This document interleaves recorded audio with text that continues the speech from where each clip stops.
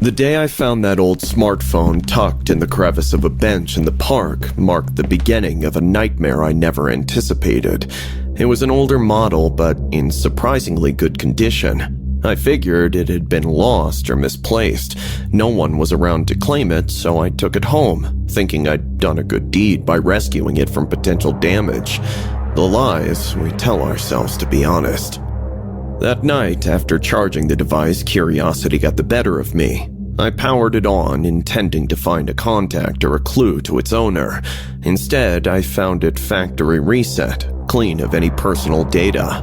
Odd, but not alarming. It was the Snapchat app that caught my attention. The app was there, among the standard set of utilities, almost beckoning. I created a throwaway account, aimlessly scrolling through filters and lenses, until one particular filter stopped me dead in my tracks. It didn't add funny ears or distort my face comically. Instead, it revealed a figure standing behind me, transparent but undeniably human-shaped. I whipped around, heart racing, but found nothing. I laughed it off, convincing myself it was a trick of the light or a clever prank embedded in the app. The laughter died in my throat when the figure appeared again the next day. Closer this time, its features more defined, an expression of sorrow etched into the face that hovered over my shoulder. No matter where I went, turning in circles, it remained, always just behind me, visible only through the phone's camera. I gotta stop smoking so much weed, I muttered to myself, but the seed of fear had already been planted. I tried to delete the app, but it wouldn't budge. Each attempt was met with an error, the digital equivalent of a stubborn refusal. That night, the whisper started, faint at first, like a radio tuned to a station of static and murmurs. I couldn't make out the words, but their presence was enough to keep me awake, staring at the ceiling, jumping at shadows. By the third day, the phenomena escalated. The figure began to appear outside the confines of the Snapchat filter, glimpsed in the reflection of windows and mirrors, always a blur of motion in the corner of my eye. I heard my name, whispered with a sigh, the voice feminine and filled with an ache that resonated in my bones. "You can't be real," I said aloud, desperation coloring my tone. The response was a cool breeze swirling around me in a room with closed windows. The breaking point came when messages began to appear on the phone, not through any app, but directly on the screen. "Help me," the first one read, simple and chilling. Then, "He's coming for you too." I sought out help, showing the phone and its unexplained phenomena to a friend Alex who specialized in tech. "Xavier, this doesn't make sense," Alex said, scrolling through the device with a frown. "There's nothing here, just the standard OS and apps. This Snapchat thing, it's just an app. It can't do what you're saying." "But I saw it, Alex. It's happening," I insisted, frustration mounting as the figure appeared once again on the screen, its sorrowful eyes locking with mine. Alex looked at me, concern etched in his features. "Okay, let's assume for a second this is real. What do you want to do about it?" I didn't have an answer. All I knew was that I was caught in a web of digital and spectral horror, the origins of which were as mysterious as the phone itself. Little did I know, the worst was yet to come. The following days blurred into a relentless stream of terror. The apparition, now a constant presence in my life, began to manifest with increasing aggression. Objects around my house moved on their own, books tumbling from shelves, doors slamming shut, lights flickering on and off in Morse code of madness. The phone, my conduit to this nightmare, became my jailer, its screen flashing with messages at all hours, each more desperate than the last. At night, just as I started descending into sleep, I started feeling like someone was holding on to my legs. Yet when I would wake up with a jolt, there would be nothing. One evening, as I tried to capture evidence of this haunting on video, the air turned icy, breath visible in the warmth of my living room. The figure materialized in the camera, closer than ever before, its face twisted in a silent scream. Then, without warning, the phone flew from my hands, smashing against the wall with force that seemed beyond human capability. I stood frozen, watching as cracks spidered across the screen, yet it remained lit, the figure's eyes boring into mine. "Leave me alone!" I shouted into the emptiness, my voice a mix of anger and fear. No response came, only the sound of my own ragged breathing. Sleep became an elusive dream, each night a battle against shadows. I confided in Alex again, his skepticism waning in the face of my deteriorating state. "Okay, let's tackle this head on," Alex said, determination replacing doubt. "We document everything. If it's a ghost, there has to be a reason it's attached to that phone, and to you." Armed with cameras and a myriad of electronic devices, Alex set up a makeshift command center in my home. We waited, the atmosphere charged with anticipation and dread. The night grew deep, and just when I thought the entity might withhold its torment, the temperature plummeted. The cameras captured orbs of light darting across the room, and the phone, despite its shattered screen, lit up with a new message. Behind you. We turned, slowly, to face the empty space behind us, only to watch in horror as a dark figure materialized, its details clearer now in the dim light. A woman, her expression one of profound sorrow and fear, her mouth moving in silent pleas. "I didn't believe," Alex whispered, his voice tinged with awe and terror. The figure pointed to the phone, then to the door, a clear message. She wanted us to follow. We did, driven by a mix of fear and an overwhelming need to understand. The path led us through the park and off labyrinthian streets to an old, decrepit building, its history etched into the crumbling facade. Inside, the air was thick, with the weight of untold stories. The figure led us to a hidden room, its walls covered in old newspaper clippings about a woman who vanished without a trace years ago. A news article mentioned that her friend had received snaps from her moments before she lost contact, and in the clip was her smartphone, its model matching the one I'd found, only broken, like it had been in a terrible accident. The realization hit me like a physical blow. The phone was hers. Snapchat was probably the last thing she was using, and somehow her spirit was still stuck with that. Someone must have used the phone, and when they realized that it was haunted, they probably left it in the park. As dawn broke, the apparition faded, her message delivered, but the haunting didn't end with her departure. The phone, now a relic of a tragic tale, continued to flicker with life, a reminder of the thin veil between our world and the next. In the end, Alex and I were left with more questions than answers. What happened to her? Could we ever find the truth? The digital haunting ceased, but the shadows remained, a chilling testament to the mystery that had briefly entwined our lives with the spectral. Who was collecting all that info on her? And would we ever see her again? A week later, I dropped off the phone at the site, only to find her same friend there, who was still on a quest to find her and collecting all information. I left the phone with her. Our honeymoon in Vegas was supposed to be a celebration of our quirks, a toast to our mutual love for the macabre and gothic.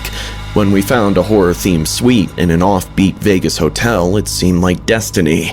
The room was draped in velvet, walls lined with vintage horror movie posters and eerie, lifelike statues that could make you jump if caught by the corner of your eye. Mark and I, both ardent horror enthusiasts from Boston, were thrilled. It's like stepping into another world. I told him. The first sign that something was off came when we met the hotel clerk during check-in. He was a gaunt figure, his skin sallow and eyes a bit too bright.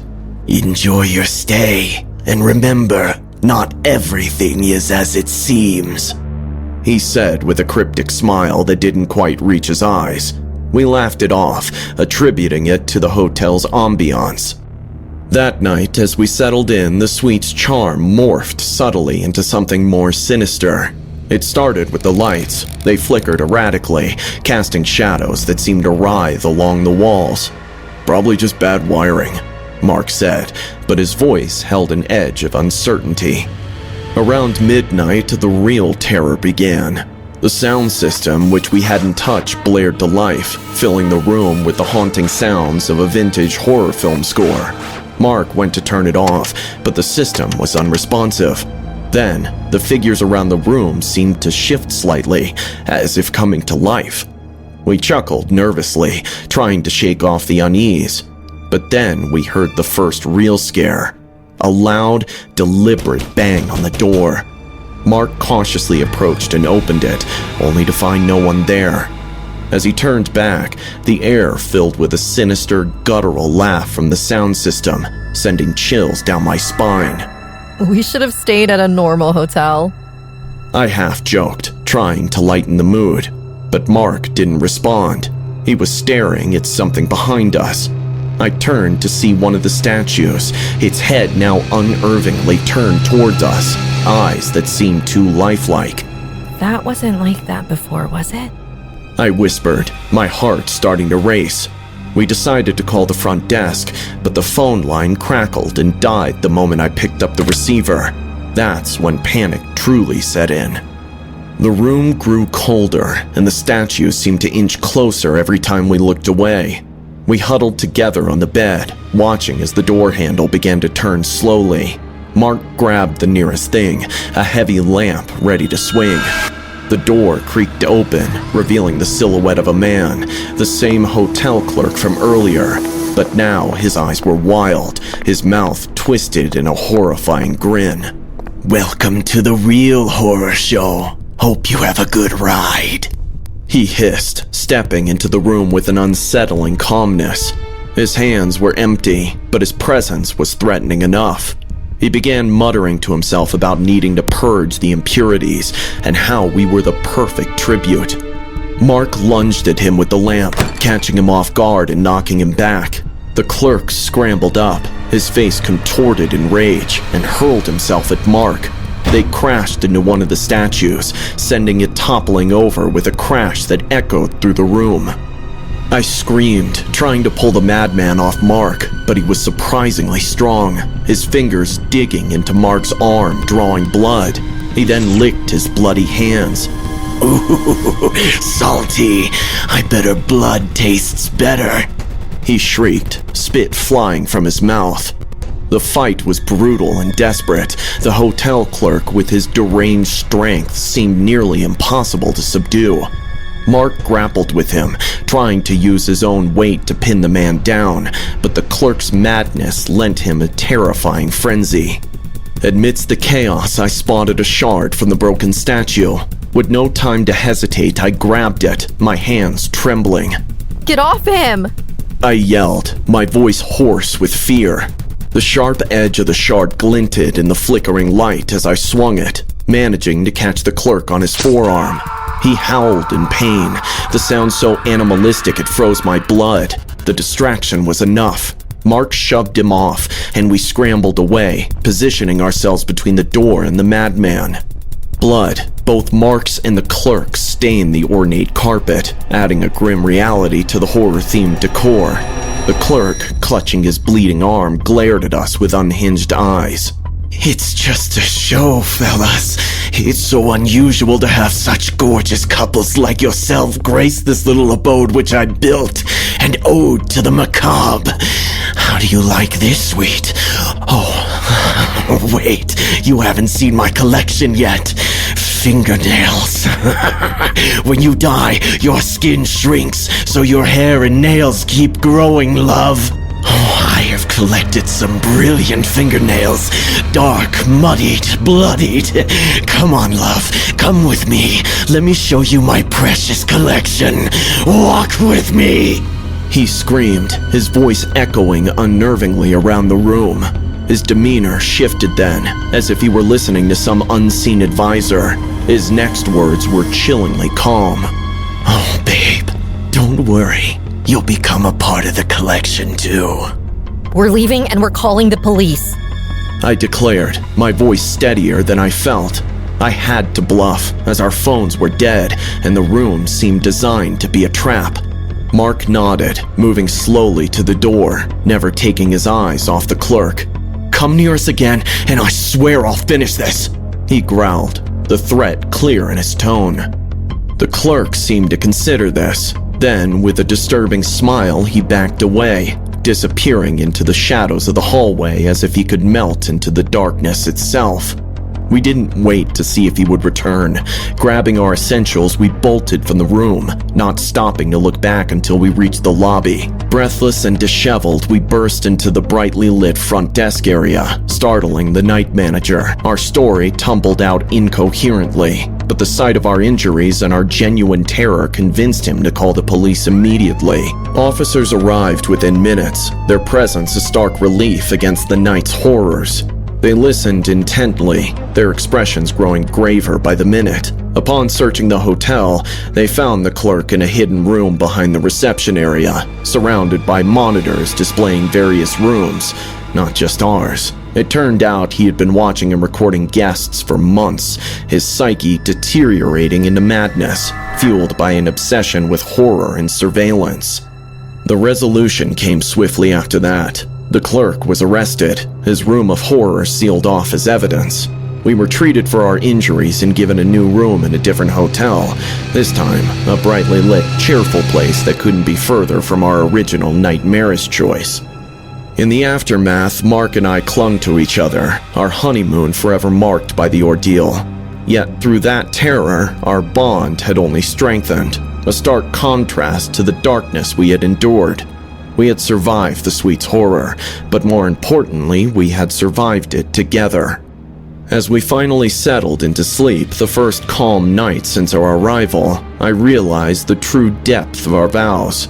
In sickness and in health, in horror and in peace, we were united.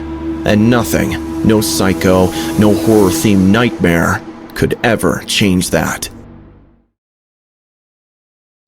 The evening air was brisk, carrying the sound of laughter and music from our sorority house.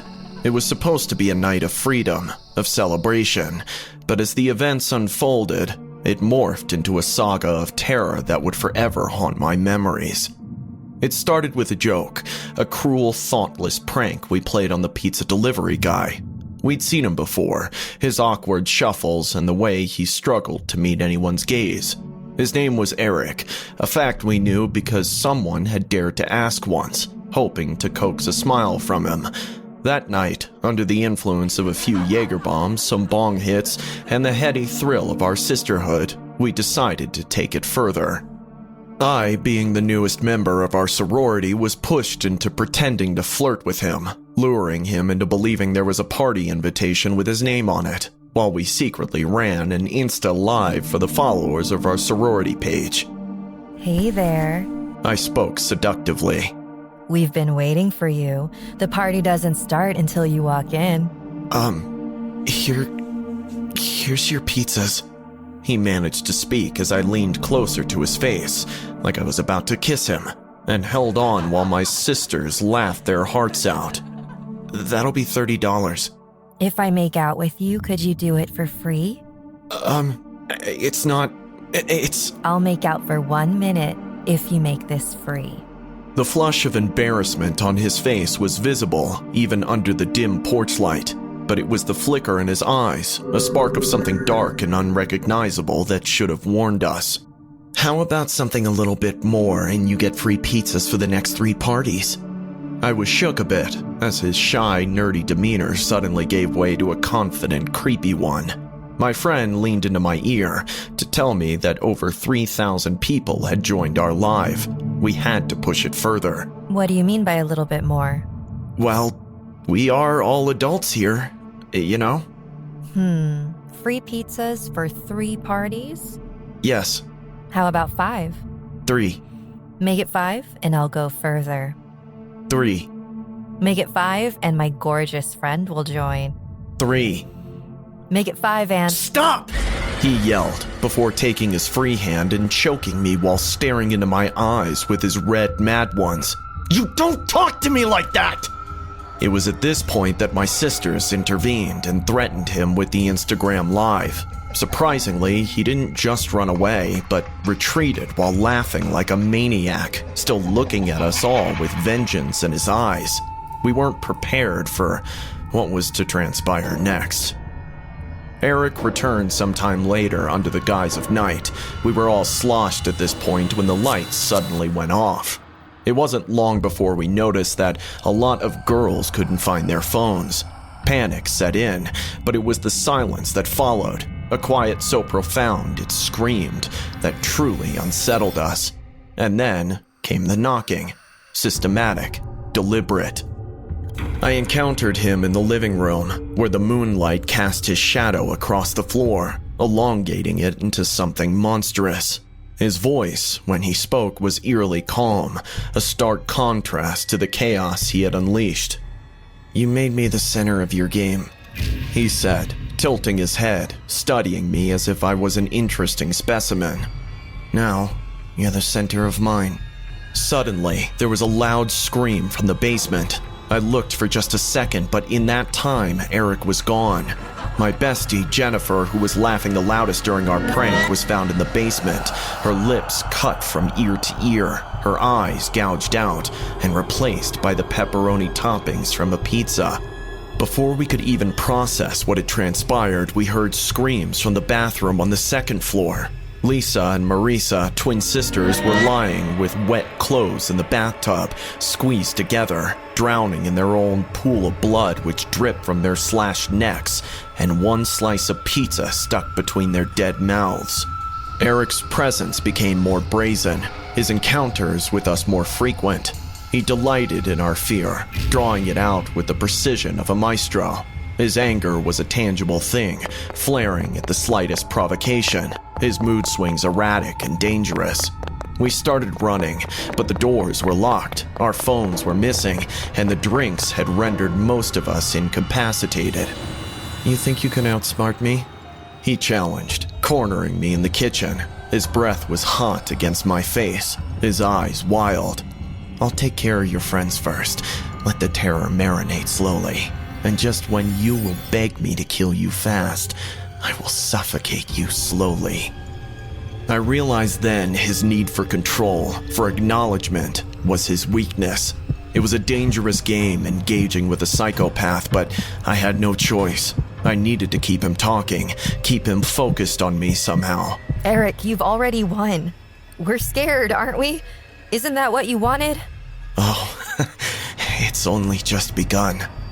His threat hung between us, a promise of horrors yet to come. Eric's game was one of psychological warfare, each move destined to break us further, to tear us from any semblance of hope. As the night wore on, the rules of his twisted game became clear. He wanted us isolated, afraid, and utterly at his mercy. He would appear, sometimes as a whisper of movement in the darkness, other times as a full, terrifying presence. His manic laughter was a chilling reminder of the power he held over us. The climax of the night came with a chilling clarity. We had found 6 dead bodies in a span of a few minutes and were scarred for life. But Eric had grown overconfident, his interactions with me longer, more taunting. It was during one such encounter that I saw my chance. He had backed me into a corner of the living room, the bloodied knife in his hand, catching the moonlight in a sinister glint. "You see, Carly, what happens when you mess with the wrong guy? I'll just put 3 more of your friends to sleep and then come for you, unless you want to give up right now." His attention was so focused on me, on the fear he expected to see, that he didn't notice the heavy bookend I had silently grasped from the shelf behind me. With a surge of adrenaline, I swung it with all my might, connecting with the side of his head. The impact sent him staggering, the knife clattering to the ground. It was the opening I needed. I lunged for the knife, my fingers wrapping around the handle just as he recovered his balance. But I didn't hesitate, didn't give him a chance to regain control. With a cry that was part fear, part rage, I swung the knife, catching him off guard. The blade made contact, and he fell, a look of shock etched into his features. The remaining girls, drawn by the noise, found me standing over Eric, the knife in my hand and determination in my heart. Together, we bound his hands and feet, a grim solidarity in our actions. We pulled out his own phone and called the police while kicking his unconscious, bleeding body. When the authorities arrived, they found us huddled together. Eric was taken away. The aftermath was a whirlwind of questions and flashbulbs, our sorority house a scene of interest and horror. But amid the chaos, there was a sense of closure. We had survived, not just that night, but the darkness that had threatened to consume us. It was supposed to be just another sleepover at our friend Liam's house. We were around 13 at the time and really into video games. Liam was the only one who had a PlayStation among our group, so we would often go to his house. This one day, though, his parents were away for a wedding and were going to return quite late into the night, and that for us was the perfect moment to try the Doritos horror game.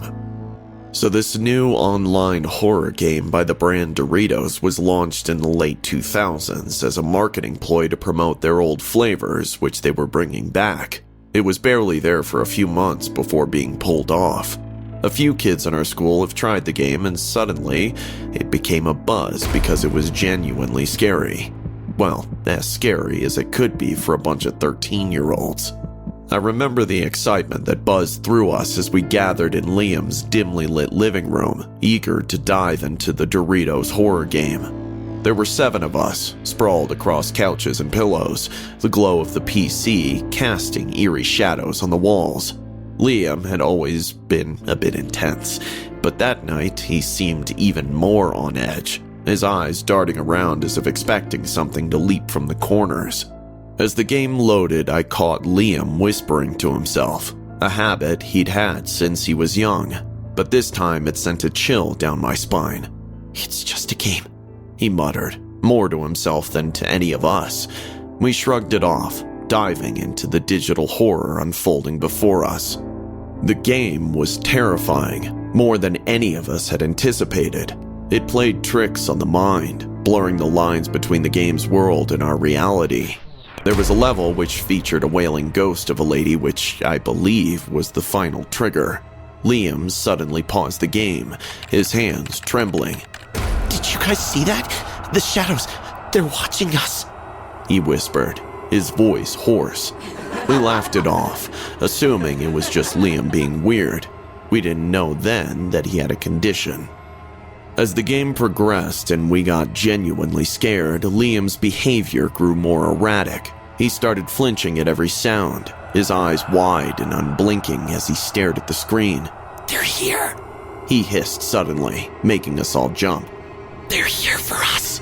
"Chill out, Liam, it's just a game." I tried to calm him, but my own voice faltered, infected by the tension gripping the room. "No, Adrian, you don't understand!" Liam's voice broke into a scream. "They're not just in the game, they're in this room. They want to drag us into their world." We tried to laugh it off, but the laughter died in our throats as Liam scrambled to his feet, his movement jerky and uncoordinated. He dashed to the kitchen, and we heard drawers fly open, objects clattering to the floor. What's he doing? Whispered Rachel, her face pale in the flickering light of the TV. "Probably just trying to scare us," Mark replied, though his voice lacked conviction. The seconds stretched into eternity before Liam reappeared at the doorway, a kitchen knife clutched in each hand. His eyes were wild, red, unrecognizable. He pointed a knife at us, his hand shaking violently. "They told me what I have to do," he rasped. "I have to kill you all to save myself." Panic erupted. Chairs overturned. Someone screamed, a high keening sound that was abruptly cut off as Liam lunged. The game, forgotten, continued to flicker on the screen, its eerie soundtrack playing to an empty room as we scattered, trying desperately to escape our friend who had turned into a stranger. Chaos reigned as we all scrambled for safety. Liam wasn't mentally there. He no longer recognized any of us, his friends, as anything more than threats. His screams filled the house, a mix of rage and terror, as he chased after us with knives gleaming in the dim light. Only when he got to Mark did we realize this was too real. Mark brought his left hand up to defend himself, but Liam sliced at it like cutting through butter. Mark's thick blood sprayed on the floor as everyone started screaming. I hid behind the sofa, my heart pounding so badly I was sure it would give me away. Through the small gap between the couch and the floor, I watched Liam's feet move frantically around the room. His voice was relentless. You can't hide! I have to do this! It's the only way to end the game! Kill them all! Kill them all! Kill them! His words were punctuated by the sounds of objects being thrown and furniture being overturned. Rachel, braver than the rest, tried to reason with him. Liam, please, man, put the knives down. We're your friends. But his plea fell on deaf ears. Liam rounded on her, slashing wildly. A scream escaped her lips as he fell backward, clutching her face. I looked up in horror to see a clean cut running down from her left eye all the way till her neck. The situation was spiraling out of control. Every shout and cry felt like it was from a horror movie, not a reality. I knew I had to do something. Mustering all my courage, I crept from my hiding spot and made a dash for the kitchen. My plan was to find something to defend myself with, or better yet, something to subdue Liam. In the kitchen, I grabbed a frying pan, my hands slick with sweat. I turned just in time to see Liam enter, his eyes scanning wildly. Adrian! His voice cracked, a mixture of fury and confusion. Why are you doing this? Why are you all turning against me? You were always in the Devil's team, weren't you? It's not us, Liam. It's the game. It's messing with your head, I shouted, hoping to break through his delusion. He paused, confusion crossing his features for a split second before it was replaced with renewed conviction. He lunged at me, knives slashing. I swung the frying pan with all my might, hitting him on the side of the head. Liam staggered back, stunned.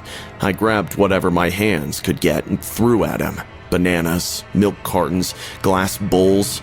He just kept swinging the knife. That's when a milk carton got punctured and his knife got stuck. As the milk dripped, I ran out to save my life. Liam tried to give a chase but slipped on the milk and hit his head against the kitchen counter. Breathing heavily, I dropped the pan, which was still in my hand, my entire body shaking. The silence that followed was deafening, broken only by the sound of sirens in the distance. Someone had called the police. My friends had opened the door and ran out to the neighbors. Police barged in just in time as Liam came out again and 2 officers pinned him down.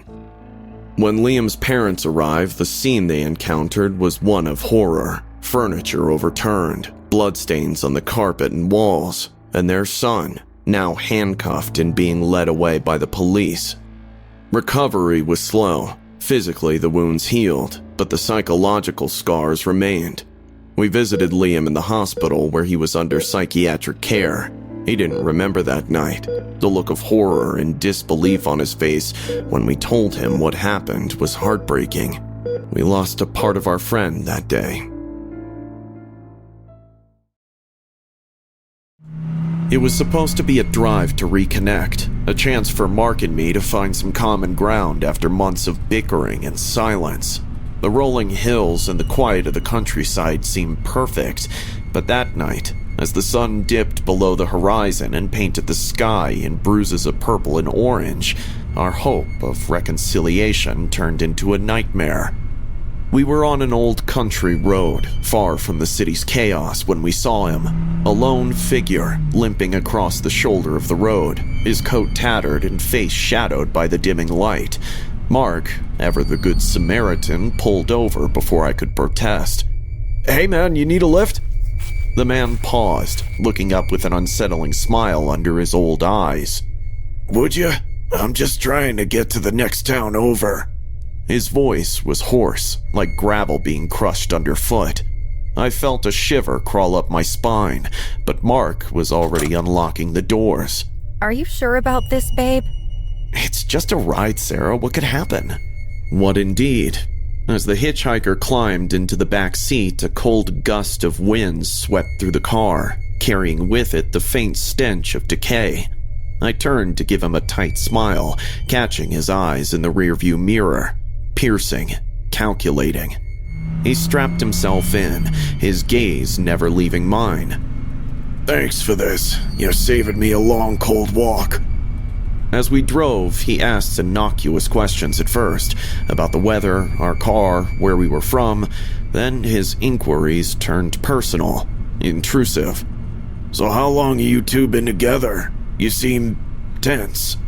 Mark laughed it off, chalking it up to a long day, but I could feel the hitchhiker's eyes boring into the back of my head, reading things I wish remained unsaid. The night grew darker, and a thick fog began to settle over the road. That's when he changed. The air shifted, thick with his unsaid thoughts, and then he leaned forward, his breath cold against my ear.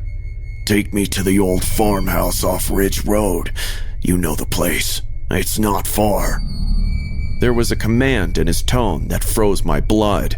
Mark glanced at me through the rearview mirror, a silent question in his eyes. That's a bit off our path, buddy. Maybe we can drop you at— No! You'll take me there. Now! His outburst was sharp, a knife slicing through the tense air. Mark's grip on the steering wheel tightened, and without another word, he turned off the main road, the tires crunching on gravel as we headed towards a destination that promised nothing good. The farmhouse loomed out of the fog like a specter from the past, its windows dark, its siding peeling like old scars. The hitchhiker's breathing grew heavy, excited. Stop here. Let's go inside. I have something to show you. We're not going anywhere. We're leaving. But before Mark could throw the car into reverse, the hitchhiker produced a gun, the metal glinting ominously in the dim light. Out of the car, both of you. Don't make this harder than it has to be. Fear, raw and sharp, twisted in my gut as we complied, stepping out into the night's cold embrace. The door slammed shut behind us, the sound echoing like a gunshot in the quiet night. There, surrounded by the oppressive silence of the fog and the decrepit aura of the old farmhouse, our true ordeal began.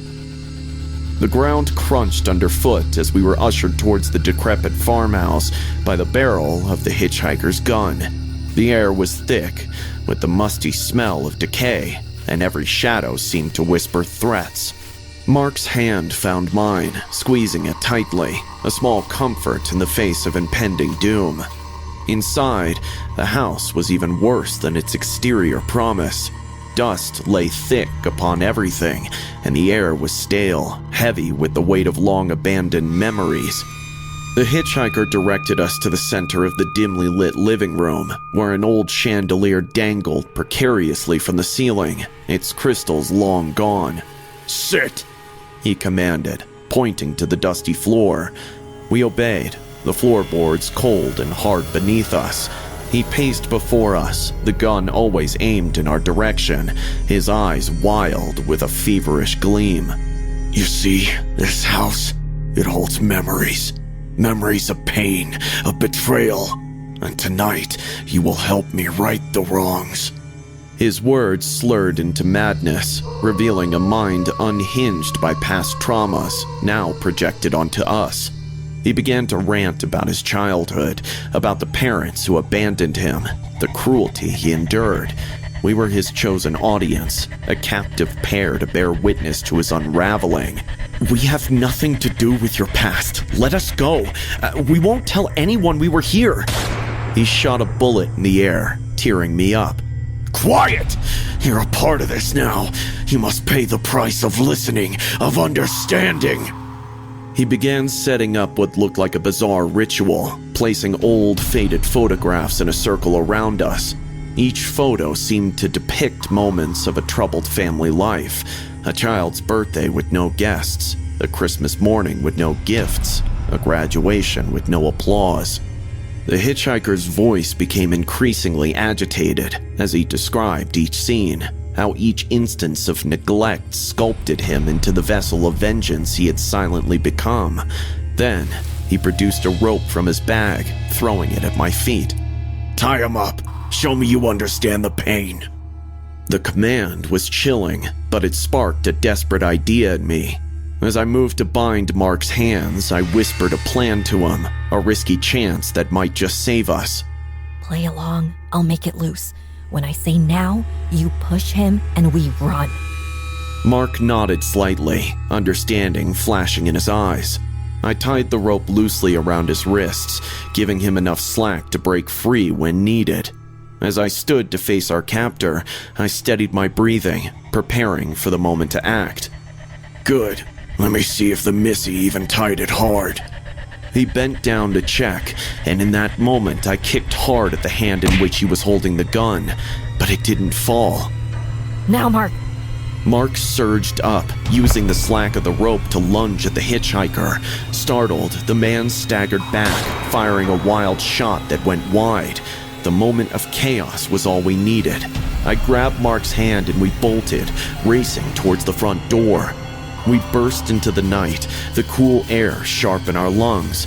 Behind us, the hitchhiker's shouts and the sound of his stumbling pursuit filled the air.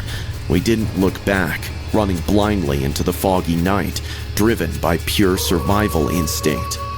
The sounds of pursuit faded into the distance as we reached the main road, where by some stroke of luck, a late-night traveler stopped for us. He called the police as we collapsed into his car, our bodies shaking, our minds reeling from the terror we had just escaped. The police later apprehended the hitchhiker at the farmhouse, still ranting wildly about betrayal and vengeance. Mark and I were safe, but forever changed. The ordeal left scars that no time could heal fully, a haunting reminder of the night we faced pure madness and survived. Reflecting on it all now, I realized how close we came to a different ending, one written by a madman driven by the ghouls of his past. But in the frantic escape, in our desperate will to live, we rewrote our fate, choosing life over death he had planned for us. It was an unusually busy Tuesday evening at Maison Étoile, a restaurant famed for its immaculate French cuisine and often reserved for the city's elites. As one of the senior waitresses, I navigated through the tables with practiced ease, my mind preoccupied with orders and table numbers.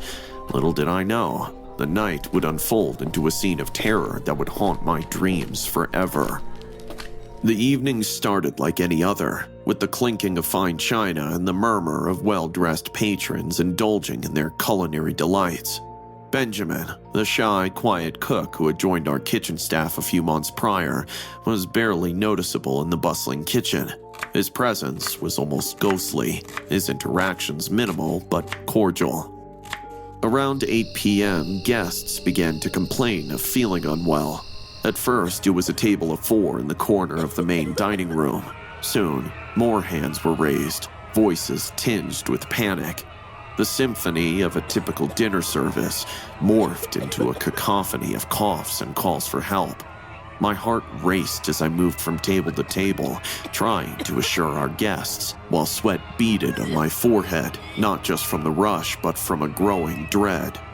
I rushed to the kitchen to alert our staff, and that's when I saw him, Benjamin, his back turned, mumbling under his breath, his hands trembling as he handled a bag that didn't look like any ingredients I recognized. I called out to him, my voice drowning in the chaos, but he didn't respond. He simply continued his mysterious work, pouring something from a small vial into the dishes ready to be served. The first scream pierced the air, a scream that curdled my blood. It came from the main dining area, loud and terrified. I ran out to see a man clutching his throat, his face a ghastly shade of blue. Panic erupted as more patrons began to exhibit symptoms of severe food poisoning. Amidst the screams and confusion, Benjamin emerged from the kitchen, his eyes red, a chilling smile playing on his lips as he clutched a bag with sharp blades emerging out. With a horrifying calmness, he approached a group of diners and slashed the air with a cleaver, barely missing a woman's face. "Poison, just like my son," he muttered repeatedly, each word slicing through the thick air of fear. Guests scrambled to their feet, knocking over chairs and glasses in a desperate attempt to flee from the madness. Benjamin moved methodically through the crowd, his cleaver glinting under the overhead lights, his face a mask of twisted fury. The air was thick with terror. He moved across swiftly, locked the two main doors, and signaled the scared patrons with his cleaver to help pull the drapes down.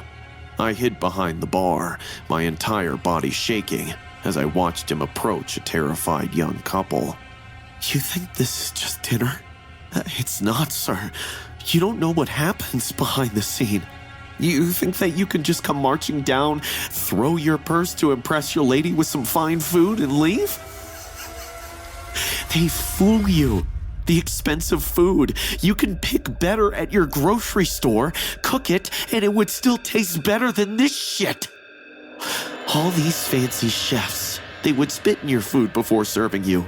Did you know that? They mix things that make you sick.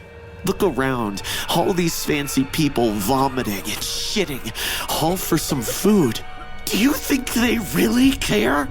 he yelled, his voice breaking. "They aren't here to serve you. They're here to abuse you.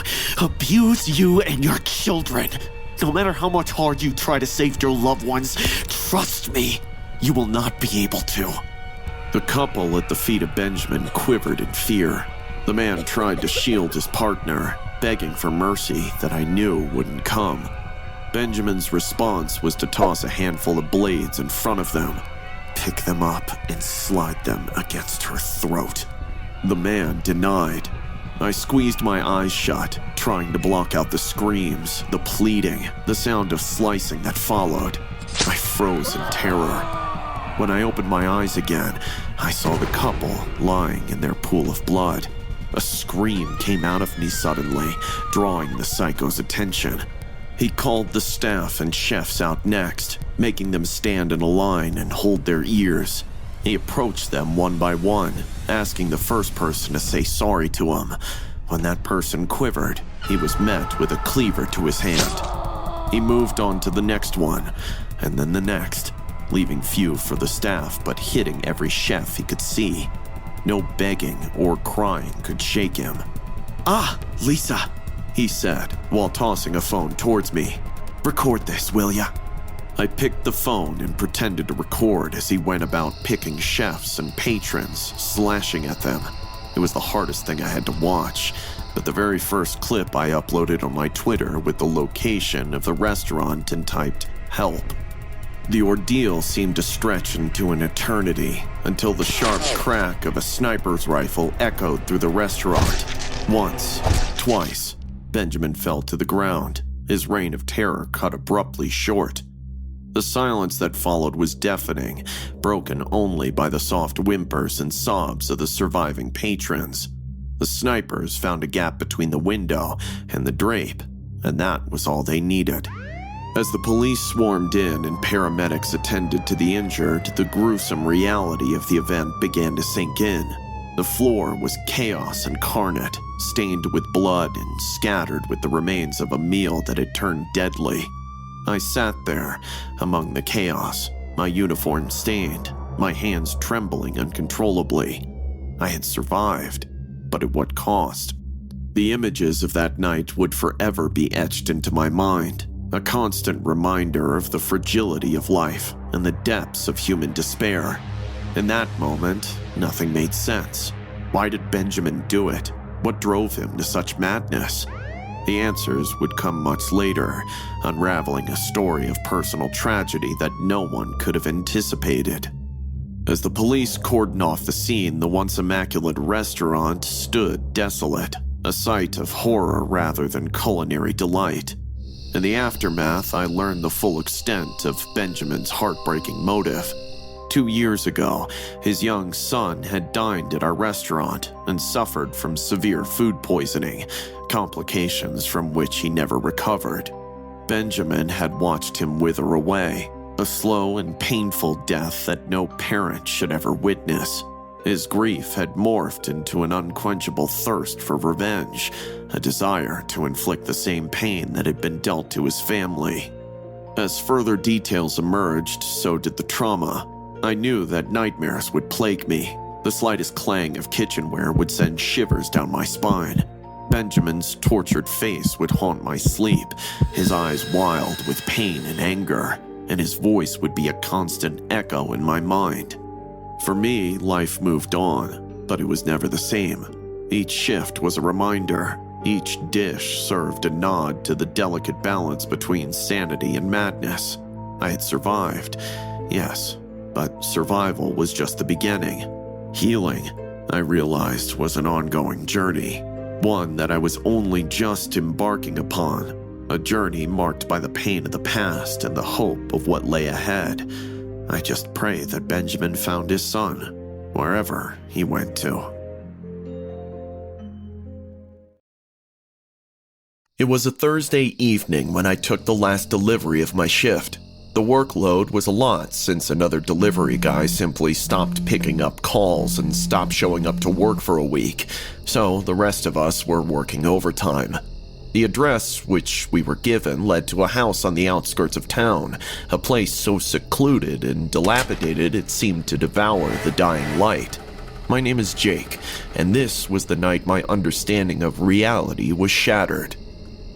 The order was strange from the start. One large pizza, no specific toppings, pay in cash upon delivery, and the note added, leave on the dining table. Curious, but I've seen stranger requests in this job. As my bike crunched up the gravel driveway, I got a strange vibe from the place. This has to be a mistake, I muttered, checking the GPS again, but the coordinates were precise. The air grew colder as I approached the front door, pizza box in hand. I knocked, half hoping no one would answer. Silence greeted me, so I turned the knob, finding it strangely unlocked. Hello? My voice felt absorbed by the darkness within. Pizza delivery? No response. The interior was shrouded in shadows, dust motes dancing in the air, boarded up windows, broken frames with strange landscape art. I found the dining room by intuition more than sight, my footsteps echoing too loudly on the wooden floor. The table was there, as the note instructed, but it wasn't empty. A set of fine, dusty utensils lay in wait. Even the entire table was covered in a thick blanket of dust. But to my shock, there was a clean square shape exactly like the pizza delivery box. I placed the box down.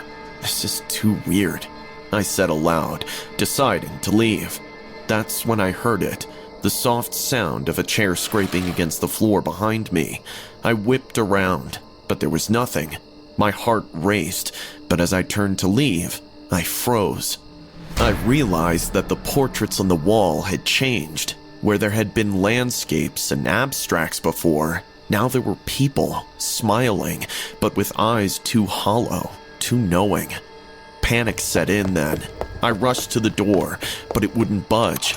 This isn't happening, I gasped, my breath fogging in the air that had turned inexplicably cold.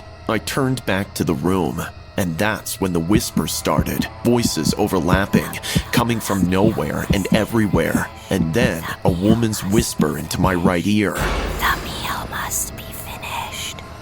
I tried to cover my ears, but the sound was inside my head.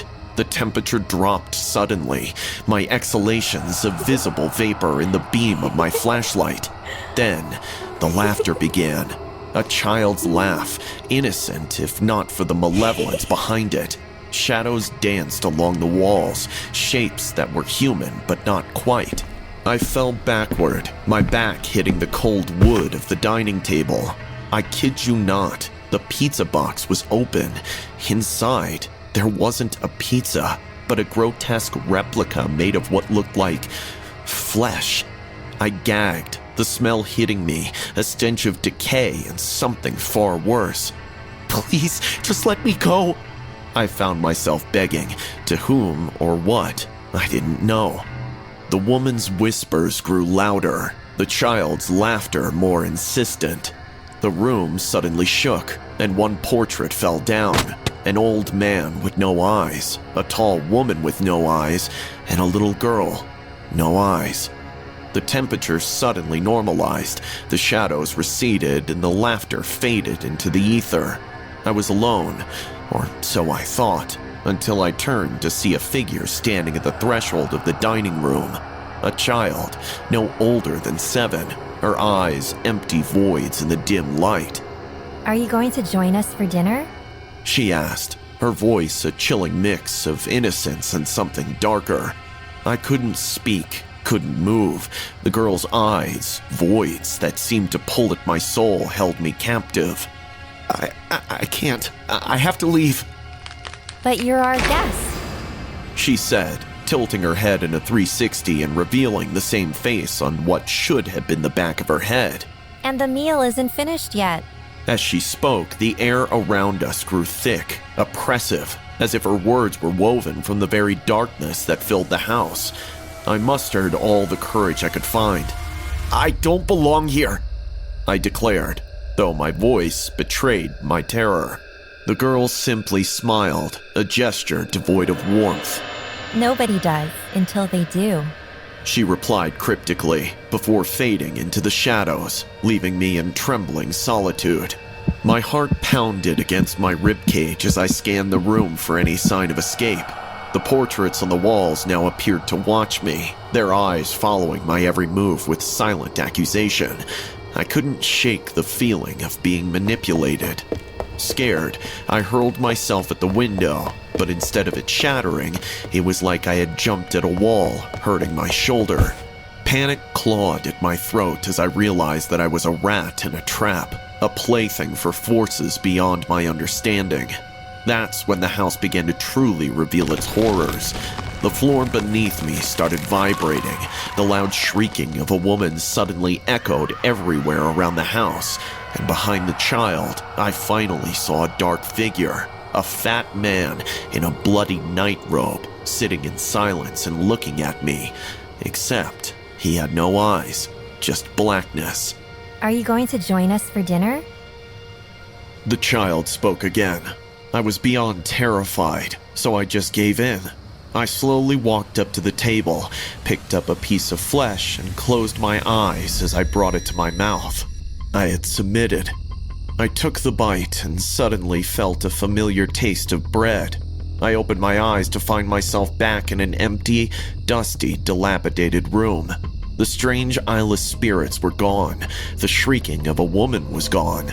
And I just found myself eating a slice of pizza, which had been ordered, surrounded by total silence. I could just see my own reflection in the mirror, with tears flowing down my eyes. In the midst of all of this, a new sound pierced the air. A phone ringing, its tone discordant and jarring. My phone. With hands trembling so violently I could barely grasp it, I answered. Hello? Jake, it's me, came the reply, a voice I recognized as my manager's from the pizza place. What's taking so long? You've been out for 2 hours. Hours? It couldn't be. It felt like only minutes had passed since I'd entered the house. I'm trapped, I gasped. Please, you have to help me. The house on... But the address, clear in my mind moments before, now eluded me. The house on... I couldn't remember it, and started crying. Jake, calm down. What house? You're not making any sense. I glanced around, desperate for something to anchor me to reality. That's when I noticed it. The pizza box, lying open on the table, but the entire pizza was gone. Eaten. Jake, listen to me. Why is it showing an order from you in the system? What? An order placed by you from your number. I couldn't believe it. I switched to the pizza app immediately and saw the details for this order. I dropped the phone in shock, my mind reeling, as I realized that the order was placed under my name. I quickly picked up the phone and turned around to see the door wide open. I ran from that house like my life depended on it. I finally got in touch with the other delivery guy who had stopped coming and learned that he had ended up at the house exactly like me, and he experienced a similar haunting, which all died down when he finally took a bite out of the pizza which he was delivering. The pizza place quickly updated the systems to not take orders from that address, and no delivery guy ever went to that house again.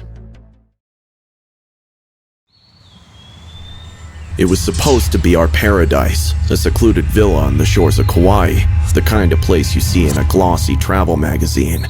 My husband, Ben, had found this gem tucked away from the usual tourist spots, promising privacy and romance under the Hawaiian stars. That first evening, as the sun dipped into the ocean, painting the sky with streaks of orange and pink, I remember feeling like the luckiest woman in the world. But then it began, our nightmare. Subtly at first, an art so perfected by our tormentor that at first we mistook his signals for mere coincidences. It started with a rustling outside our bedroom window, a whisper of movement that vanished when I pulled back the curtain. Ben joked it was probably just a curious gecko, but my feminine sense told me that something was off. We found the first gift the following morning, right on our doorstep. A seashell, but not the kind one picks up as a souvenir. It was jagged, broken, stained with something dark that I hoped was mud, but deep down I knew it was dried blood. Ben tried to laugh it off, to ease the tension that clung to the morning air, but his smile didn't quite reach his eyes. The seclusion of the spot meant that the staff was scarce as well. There was a storm which was predicted, so they said there would be disturbances. We did want to be alone on our honeymoon after all, so we didn't mind either. That night, the real terror took form. We were awakened by the sound of tapping on the glass. Standing at our window was a figure, masked with an ancient-looking tiki mask, its eyes hollow, its expression frozen in a grotesque grin. The mask wasn't just eerie, it was a relic, imbued with a sinister energy that seemed to reach out towards us. Ben shouted at the man to leave, his voice filled with a mix of anger and disbelief, but the figure only tilted its head, as if amused, then quickly vanished into the darkness. I tried to call the staff, but the storm had rendered our room phones useless. The seclusion also meant that there was no signal, so we were unable to use our mobiles either. We were cut off, isolated, and I could feel panic threading through my veins like ice. And then it grew worse, more personal. We found photographs of us sleeping, laid out on the living room table. Each picture was marked with a red X, and on the back, scribbled in shaky handwriting, were the words, "Too much happiness, must correct." How did he break in? We weren't safe and had to leave, but the storm grew fierce, so we decided to wait the night out. As the night bled into deeper darkness, our bedroom door slammed shut by an unseen force. We tried to open it, throwing ourselves against the wood, but it wouldn't budge. Then, the air around us thickened, choked with the scent of something burning. Smoke began to seep under the door. I remember coughing, the air razor sharp in my lungs. Ben's face blurring through my tear-filled eyes as we realized that the psycho was trying to smoke us out. "Stay low!" Ben coughed out, pulling his shirt over his nose. We crawled to the bathroom, the only room without windows, the heat from the fire licking at our backs. Inside, we filled the bathtub with water, the sound deafening in the enclosed space. Meanwhile, the man's psychotic laughter echoed through the villa, a sound so unhinged it made my skin crawl. Ben found a small vent, a possible escape. He boosted me up, but as I climbed, a hand grasped my ankle. He was in the bathroom. I screamed, kicking frantically, feeling the psycho's grip tighten. Ben hurled himself on the psycho and pinned him to the wall before breaking and shoving me toward the vent again, blocking the psycho's next attempt to grab me. "Go, Leia! Get out and find help!" His voice was rough with smoke and desperation. I crawled through the vent, emerging outside, gasping for breath. My heart pounded against my ribs, fear and adrenaline urging me forward. Behind me, the villa burned, a beacon in the night, and I knew that if I didn't get help soon, Ben would make it out. Barefoot and desperate, I ran along the beach under the pelting rains, the cool sand in odd contrast to the heat that still radiated from my skin. The villa, our supposed paradise, was a fiery silhouette against the night. The psycho had set it on fire, its flames reflecting off the ocean like warnings I wished we'd heeded sooner. I had to find someone, anyone. My mind raced with images of Ben, alone and facing the madman. The thought pushed me faster, every breath a mixture of salt air and fear. I stumbled upon a small fisherman's shack, its windows dimly lit by the flicker of an old oil lamp. I pounded on the door, my knuckles raw, shouting for help. An elderly man opened the door, his eyes widening at the sight of me, disheveled, injured, wet, a wild panic carved into my face. Please, you have to help me. My husband is back there. There's a man trying to kill us. My voice broke, the terror of the night overwhelming me. Without a word, the old fisherman grabbed a radio, barking into it rapid Hawaiian. He then ushered me inside as his daughter came out and ran out into the storm. As we waited for what felt like eternity, I heard it again, that chilling, unhinged laughter. It drifted down the beach, carried by the winds. My blood froze. He was coming. The psycho had followed me. I peered out the window, catching the glimpse of the tiki mask among the shadows. He was close, too close. The fisherman saw him too and stood outside, a sturdy old harpoon in hand. His calm demeanor was the only thing that kept me from succumbing to utter panic. And then, there he was, the psycho, his mask now cracked, revealing glimpses of a scarred face twisted in fury. He screamed, a sound so filled with madness it seemed to shake the walls. You can't escape love! The gods demand it! He howled, lunging forward with a rusted machete that glinted in the lamp's light. The fisherman reacted swiftly, thrusting the harpoon with a practiced hand. It struck the psycho in the shoulder, pinning him against the wooden frame of the shack. The psycho shrieked, the sound animalistic, but he was trapped. And then, the fisherman landed 4 or 5 massive punches on his face, making him unconscious. Just when the old man was done tying the psycho's hands, we heard sirens, the sound more beautiful than any music I could imagine. Police flooded into the shack, securing the psycho, who was now laughing and crying in turns, speaking in tongues or maybe ancient Hawaiian. It was impossible to tell.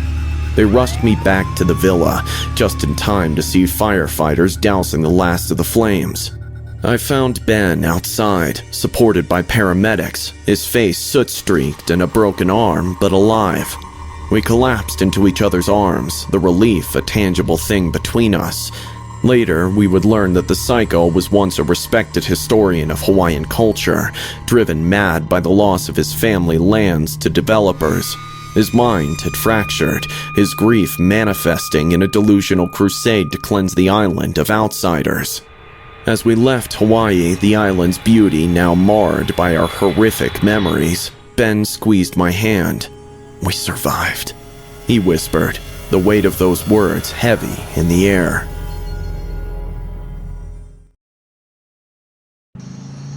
The sun was dipping below the horizon, casting long shadows across the quiet country road.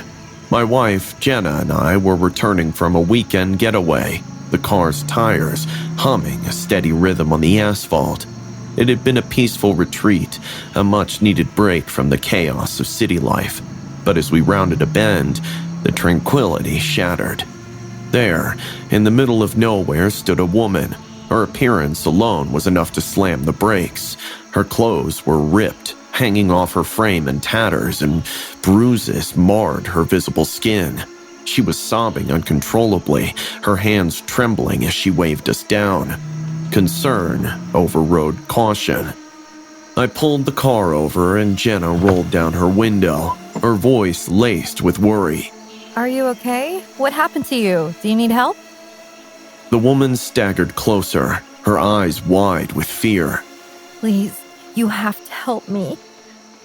I've been kidnapped. held captive for a month.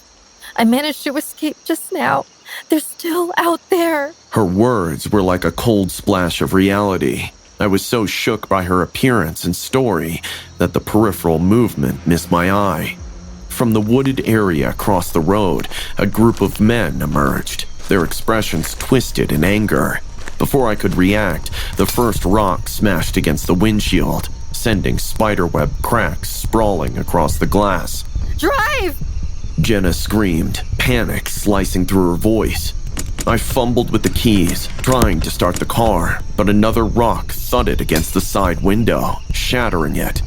Glass flew like glittering rain, cutting into my face and hands. The woman outside shrieked and grabbed hold of Jenna's hands before she could pull up her window. The group of violent men approached. One of them, a burly figure with a scar running down his face, reached for the driver's side door and yanked it open.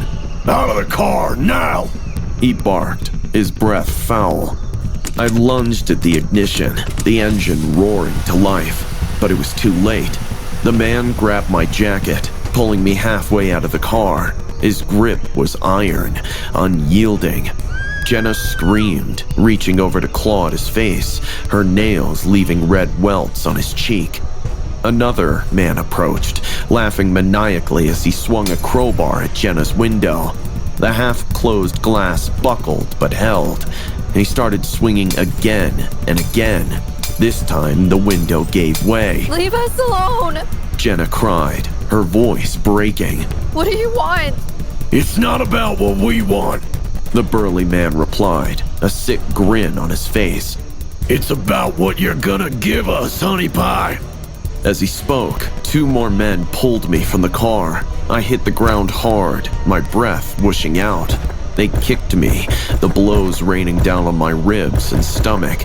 I curled into a ball, trying to protect my head, the pain sharp and immediate. Get her too! The burly man ordered, and I saw two others grab Jenna, dragging her out of the car. She fought like a wildcat, her elbows and knees moving in a blur, but the men were relentless. Over the cacophony of our struggle, tires screeched. Headlights cut through the dark like beacons of hope. A truck had turned onto the road, its driver honking furiously. The men paused, uncertainty flickering in their eyes. It was the chance I needed. Gritting my teeth against the pain, I scrambled to my feet, pulling Jenna up with me. Run! I gasped, and we bolted, not looking back, our only thought to escape the nightmare that had erupted so suddenly. Behind us, the sound of the men cursing melted into the night, but we didn't stop, the fear of death a tangible presence at our backs. As we ran, the reality of our situation sank in. We were not out of danger yet. The chase had only just begun. We ran as hard as our feet could carry, our breath ragged, the pain from our injuries a constant reminder of the horror we had just escaped. The darkness of the country road enveloped us, and every rustle in the bushes, every snap of a twig, sent shocks of fear through my already adrenaline-pumped body. Jenna clutched my hand tightly, her grip conveying the terror that we both felt. Most of the men got busy with my car, getting their hands on everything they could get, but there was two who still chased.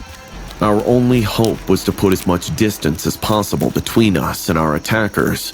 The road curved ahead, and in the distance the faint glow of a street light promised some semblance of safety, but the sound of footsteps crunching gravel behind us spurred us on, the fear of being caught fueling our aching muscles. We can't keep this up, Gil. Jenna gasped, her voice hoarse with exertion. We need to hide or something. Just then, the outline of an old barn loomed to our right, its dilapidated structure a dark silhouette against the night sky. Without a word, we veered off the road and plunged into the fields, the tall grass whispering around us as we made our way to what we hoped would be a temporary refuge. Inside the barn, the smell of old hay and rust was overwhelming. We crouched behind a stack of hay bales, our breaths coming in short, sharp gasps. Jenna's face was pale in the moonlight that filtered through the gaps in the wooden planks, her eyes wide with fear. We need to call the police, I whispered, fumbling in my pocket for the phone. It wasn't there.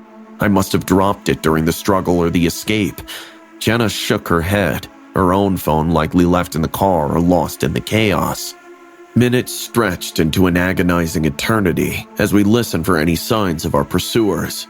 The occasional hoot of an owl or the distant bark of a dog were the only sounds that broke the silence of the night.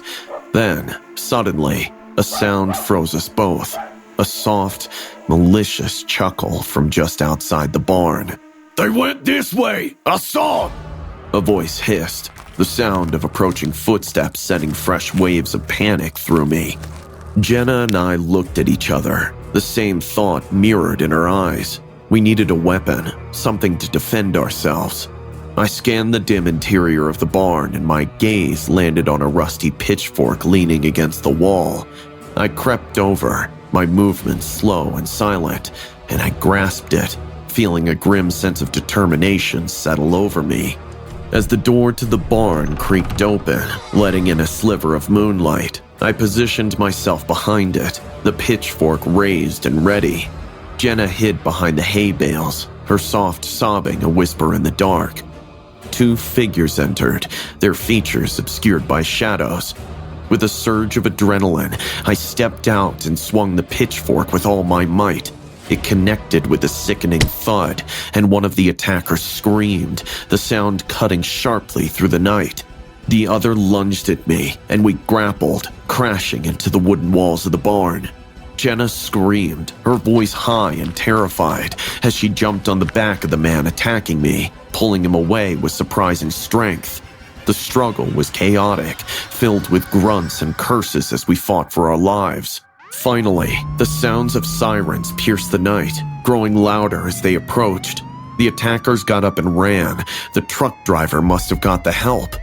Exhausted, bruised, and shaken, Jenna and I collapsed onto the barn floor as the police barged in. In the aftermath, as we gave our statements and the police combed the area, the reality of our narrow escape settled in. The modus operandi was linked to a local group of hillbillies. I would just like for others to be careful and learn from our ordeal. This story was inspired by bizarre footage captured by dashcam in early morning's hours of May 2nd, 2013 in Browns Plains, Australia. In it, a white car can be seen traveling through a series of roundabouts before continuing on a straight road. Everything seems calm at first, but just 10 seconds into the video, something pretty messed up was caught by the driver's dashcam. A woman can be seen crossing the road in front of the vehicle and practically throws herself onto the vehicle. Few seconds later, a man rushed to the woman and tries to stop the car. However, the person driving releases it is a trap due to the bad acting of woman and the man. Driver's initial thought that it was an insurance scam, but then he saw a group of people coming running towards his car, which was not captured by dashcam. He understood that this was a case of carjacking and he drove away as fast as possible. One can only assume that men were trying to get him out of the car for some horrific purpose. It was just past midnight when I first saw him, a solitary figure standing by the side of the road, thumb outstretched towards the murky glow of my headlights. His presence was as unexpected as it was unsettling. This stretch of highway was seldom traveled, even during the day. Reluctantly, I slowed the car, the window rolling down with a hesitant whir. "You need a lift?" I called, my voice betraying a trace of unwilling curiosity. The man nodded. A grateful smile crossed his weathered face as he hurried to the passenger side. "Thank you," he said, settling into the seat and pulling the door shut with a definitive thud. "I wasn't sure anyone would stop." As we drove, the fog seemed to thicken, curling around the car like a living entity. "So where are you headed?" I asked, glancing at him. He was older than I first thought, his eyes deeply set and carrying a weariness that seemed out of place. "Just up ahead," he replied, gesturing vaguely forward. Not far. That's when the oddities began. First, it was the radio. As we talked, it spontaneously switched on, flipping through stations rapidly, settling on an old-time tune that crackled with static. I reached to turn it off, but he stopped me. I like this one, he said, his voice suddenly distant. It's been a long time since I heard it. The song played eerily, notes warping slightly as if the signal was bending around the curves of the road. We passed a sign then, one that was too rusted to read, its edges consumed by ivy and darkness. There's an old marker for a cemetery, he commented, his gaze fixed on the disappearing sign. Not on the maps anymore. People forget. The atmosphere inside the car grew heavier, the edges of my vision seeming to flutter like the wings of night birds. Shadows appeared to move with autonomy, darting in and out of the dim light cast by the car's interior. I swallowed hard, focusing on the road that now seemed more like a passage through another world than a mere highway. A bridge is coming up, he said next, his tone casual, as if remarking on the weather. Strange things happen around it. Watch. As we approached, the headlights flickered, a stutter in the illumination that made my heart skip. Looking into the rearview mirror, I thought I saw figures standing by the water's edge, their movements jerky and unnatural, but when I blinked, they were gone. It's the light, he murmured. They don't like it. Who doesn't like it? My voice cracked, the question slipping out before I could think better of it. The ones who stay here. Imagine you've been tired for an eternity and finally wish to settle down in the warm arms of the deep slumber, but some buffoon brandishes a big light right in your face. Wouldn't you hate it? He answered simply, as if that explained everything. We drove in silence for a while until suddenly the car's temperature dropped sharply. My breath became visible, fogging the space between us. He didn't seem to notice, his attention now on the road ahead. There's a diner not far from here. He broke the silence. It's abandoned now, but sometimes, if you look right, you can see the patrons inside. I stared at him, unease twisting in my gut. See them? How? Just watch. As we passed the dilapidated building, I risked a glance.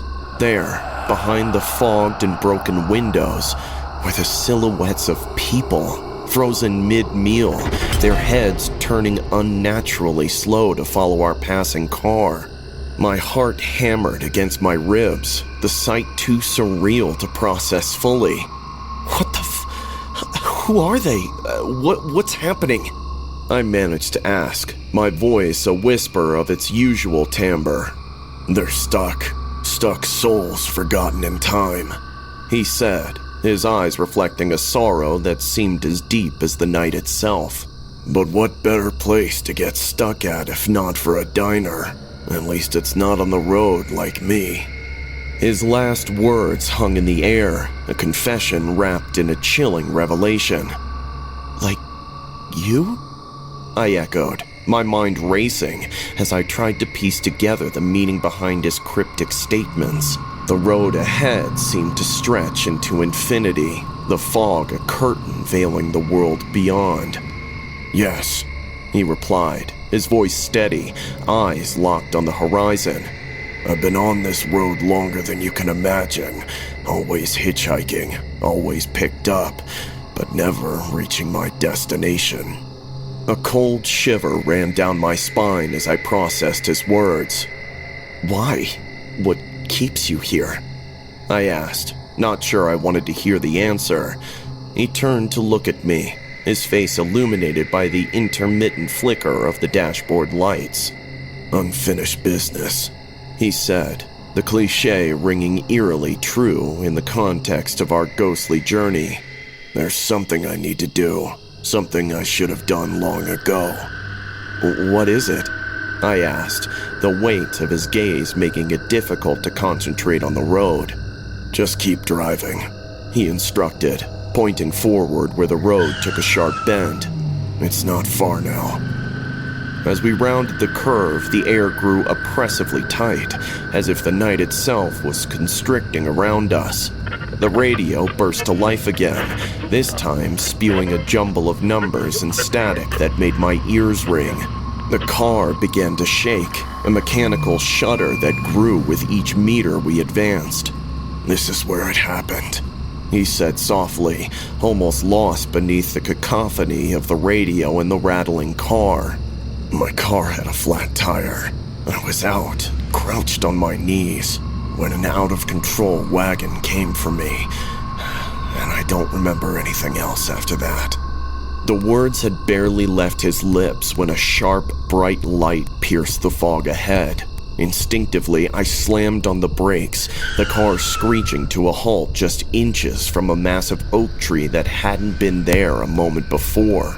My heart pounded violently against my chest, the shock of the near miss paralyzing me momentarily.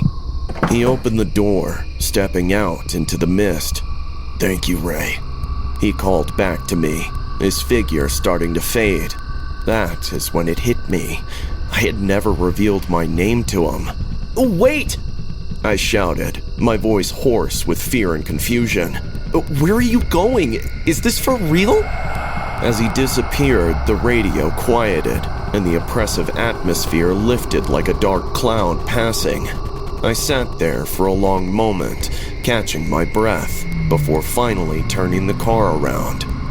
The drive back was unnervingly quiet. The fog seemed to retreat with every mile, and the road behind me felt mundane, no longer a passage through a haunted night, but just asphalt and lines. It wasn't until I reached my own front door that the magnitude of what had happened truly hit me. I was shaking, not from the cold, but from the profound eeriness of giving a ghost a ride. I resolved then that I'd never travel that stretch of road at night again. But as I turned to lock the door behind me, I caught a glimpse of something that chilled me to my core. A set of footprints leading up to my house, disappearing at the threshold, as if someone had followed me home from the fog. And in that moment, I realized that I wasn't truly alone. It was supposed to just be another story. As an investigative journalist, I've tackled everything from political corruption to corporate scandals, but nothing could have prepared me for the chilling reality behind the disappearances of several children in my own small lakeside hometown. It began with whispers of a strange ice cream truck that roamed the streets, its music playing at odd late hours, and ended in a nightmare I could barely recount. The story first came to me from a distraught parent whose desperation to find their missing child led them to my office. Amidst their tears and fragmented stories, one detail stood out: the haunting melody of an ice cream truck that their child had followed moments before vanishing. Intrigued and disturbed, I drove around there, a quaint village with tree-lined streets that hid a sinister secret. My first evening there, I decided to track the ice cream truck. Stationed in a rented minivan, I waited as twilight deepened into night, until finally, the faint strains of a familiar jingle broke the silence. That's gotta be it. Time to see where this leads. I tailed the truck discreetly, noting its path and the stops it made in deserted areas of the neighborhood. The driver was a middle-aged man, his face partly obscured by a cap and a nondescript uniform. Following him over 5 more nights, I noticed erratic patterns, sudden accelerations, abrupt stops, and an unusual detour to the outskirts of town.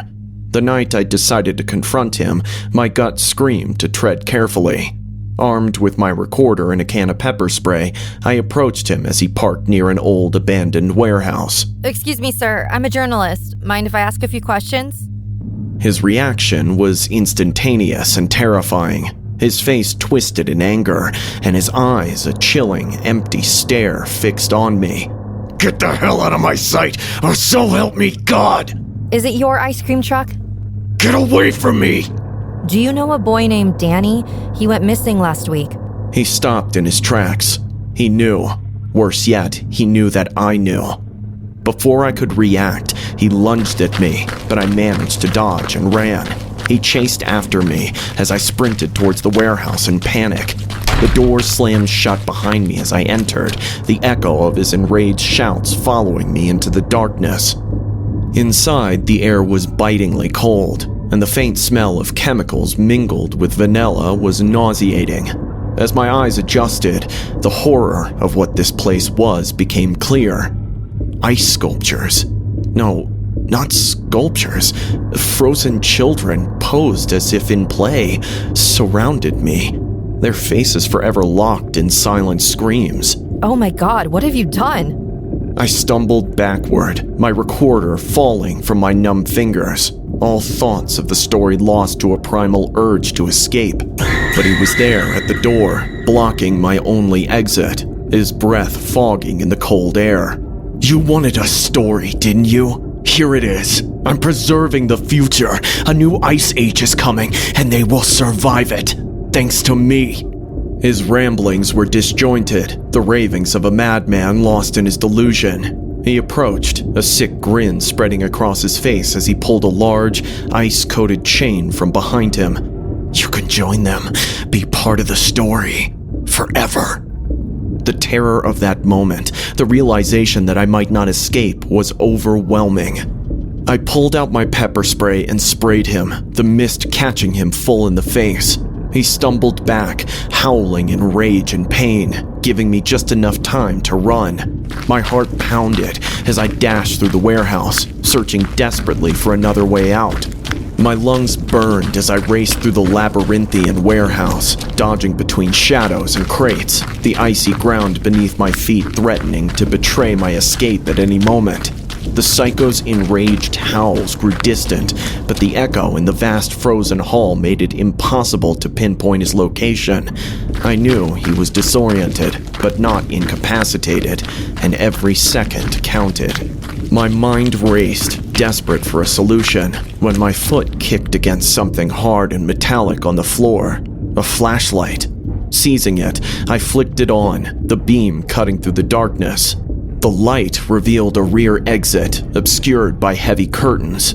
My heart leapt with a mixture of hope and dread. As I reached for the curtain, a loud crash echoed through the warehouse. He was close, too close. The cold had sharpened his rage into something primal, and the brief respite from the pepper spray was wearing off. I pulled back the curtain and pushed open the heavy door, the night air hitting me like a wave. Outside, the terrain was uneven, littered with old industrial debris and overgrown with weeds. My mind screamed to run, to put as much distance between myself and the madhouse as possible. I stumbled across the uneven ground, my breaths loud in the silent night. Then, just as I thought I might make it, a hand clamped down on my shoulder, spinning me around with terrifying strength. Where do you think you're going? You didn't interview me yet! His face, distorted by fury and the red welts from the pepper spray, was terrifying. He swung a heavy chain which I barely dodged. His movements were erratic, driven by fury and the chilling effects of his own madness. Stay back! Help! Help me! I screamed at the top of my lungs, hoping against hope that someone might hear me in this abandoned part of town. He lunged again, the chain whistling through the air. I ducked and felt it graze the top of my head, a near miss that sent shivers down my spine. In that moment of his extended reach, I saw my chance. I kicked with all my might, aiming for his groin. There was a sickening pop, and he howled, collapsing momentarily to the ground.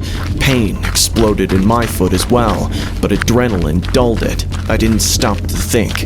I ran. Every step was agony. My lungs screamed and my foot throbbed, but fear lent me speed. Lights in the distance grew brighter, and I heard voices, real, living voices that weren't in the throes of madness.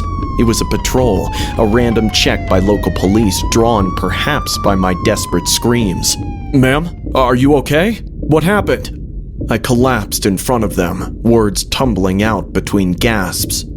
The ice cream truck driver. He's back there. He's taken children, frozen them. Please, you have to stop him. The officers sprang into action, radios crackling to life as I sat on the cold ground, the reality of my escape washing over me in waves of relief and horror. The next hours were a blur of lights, questions, and the distant sounds of sirens as backup arrived to secure the scene. Danny was rescued, barely alive. They found 6 other kids frozen there forever. The ice cream man was apprehended. His reign of terror conclusively ended. Reflecting on that night, narrating this from the safety of daylight and the sanity of normalcy, I realize how close I came to becoming another frozen figure in his grotesque gallery. It was supposed to be just another story, but it became a testament to the darkest corners of human nature and the incredible will to survive that we all harbor within us. This story changed me. It had to. No one walks away from such a brush with death unchanged. And while I continue to write, to expose, to unveil, I now do so with a profound awareness of the darkness that lurks behind the most mundane faces. I started my Snapchat as a way to share the behind the scenes of my life as a model. It was fun, engaging, and it connected me with my fans on a personal level. That's how I met Alex, one of my many followers. At first, his messages were like any others. Compliments on my posts, questions about my work, casual chit-chat. I enjoyed interacting with my audience, so I didn't think twice about responding. Also, it helped that he was cute. But then, Alex's behavior began to change. It started subtly, with him sending snaps wearing makeup and hairstyles eerily similar to mine. "Twinning with Liz," he'd capture them. I chuckled it off initially, flattered by the imitation. Yet, as his messages grew more frequent, so did my unease. One evening, I posted a snap from a late-night photo shoot. The next morning, Alex sent me a photo of himself, posed and lit in the same way, but in his version, he wore a mask that was almost a perfect replica of my face. "Isn't it just like looking in a mirror?" he wrote. I replied, trying to keep the tone light. Wow, that's pretty detailed. Where'd you get that? His response sent chills down my spine. "Made it myself, so we can always be close, Liz." That's when the alarm bell started ringing. I decided to lessen our interactions, hoping he'd take the hint, but Alex didn't like that, not one bit. His snaps became more frequent, more insistent. He sent me strange and creepy messages, sometimes his own pictures which carried a distinct look which just made me uneasy. I couldn't point to what, but something about him just seemed off, something which would send alarm bells ringing. Then came the night that transformed my unease into terror. I received a snap from Alex, time-stamped in the early hours of the morning. It was a photo taken from outside my apartment, the angle suggesting it was snapped from a car parked across the street. "Can't sleep when I know you're just across the way," the caption read. I immediately blocked him, my heart pounding in my chest. But it didn't stop there. The next day, I found a package at my door. Inside was a mask, another copy, but this time of his own face, with a note, "Wear this and we'll be together forever." I reported him to the police, but without direct threats, they said that their hands were tied. I felt utterly alone, watched and hunted. My Snapchat, once a source of joy, had become a channel for terror. One night, as I tried to distract myself with a movie, my phone pinged with an email notification. It was from a new account, but I recognized the writing style immediately. It was Alex. "You can block me, but we're meant to be together, Liz. Why don't you get it, silly? I love you. Actually, I worship you. We'll be together soon, my baby. I'll make sure of it." That's where the real nightmare began. The days that followed were a blur of paranoia and dread. After receiving that harrowing mail, I felt Alex's presence looming over me like a shadow, his madness infiltrating every corner of my life. My apartment, once a sanctuary, now felt like a glass cage. Every creak and whisper of the wind a potential harbinger of my undoing. I doubled down on security, installing additional locks and surveillance cameras. Yet the thought of Alex out there, watching, waiting, twisted my insides with fear. The police patrols provided little comfort. Alex was a specter, slipping through the night undetected. If I'd be out at a cafe for work or meeting, I would randomly find him sitting in a far corner. He didn't approach me, but he kept looking at me. One night, I was out partying with a guy friend at a club. We were dancing, a bit too close for comfort. But that is when he leapt from the shadows and started punching my friend. Bouncers were called to keep him away. He again didn't say anything to me, just kept looking while the bouncers pushed him out. Lately, the thought of even going out to buy groceries felt unnerving. Then came the night that pushed me to my breaking point. The air was thick with the threat of a storm, the kind of oppressive atmosphere that feels charged with electricity, mirroring the chaos churning within me. I was attempting to salvage some semblance of normalcy, sorting through emails when a notification flashed across my phone screen. A new snap from a username I didn't recognize. Curiosity overcame my apprehension, and I opened it. It was a photo of my building's front entrance, taken from across the street. The caption sent a shiver down my spine. "A storm's coming, Liz. Let's weather it together." Panic seized me, a visceral, all-consuming tide that threatened to drag me under. I rushed to the balcony, my eyes scouring the darkness for any sign of him. That's when I heard it. The faint sound of someone trying to scale the side of the building towards my balcony. Adrenaline coursed through me as I watched, horrified. Alex's silhouette emerged over the railing. He was wearing the grotesque mask on my face, a twisted grin plastered across its surface. "Liz," he called out, his voice muffled but unmistakably gleeful. "Enough is enough, baby. You can't hide from me. Tonight, we get together." My mind raced, terror and fury warring for dominance. Stay back, Alex.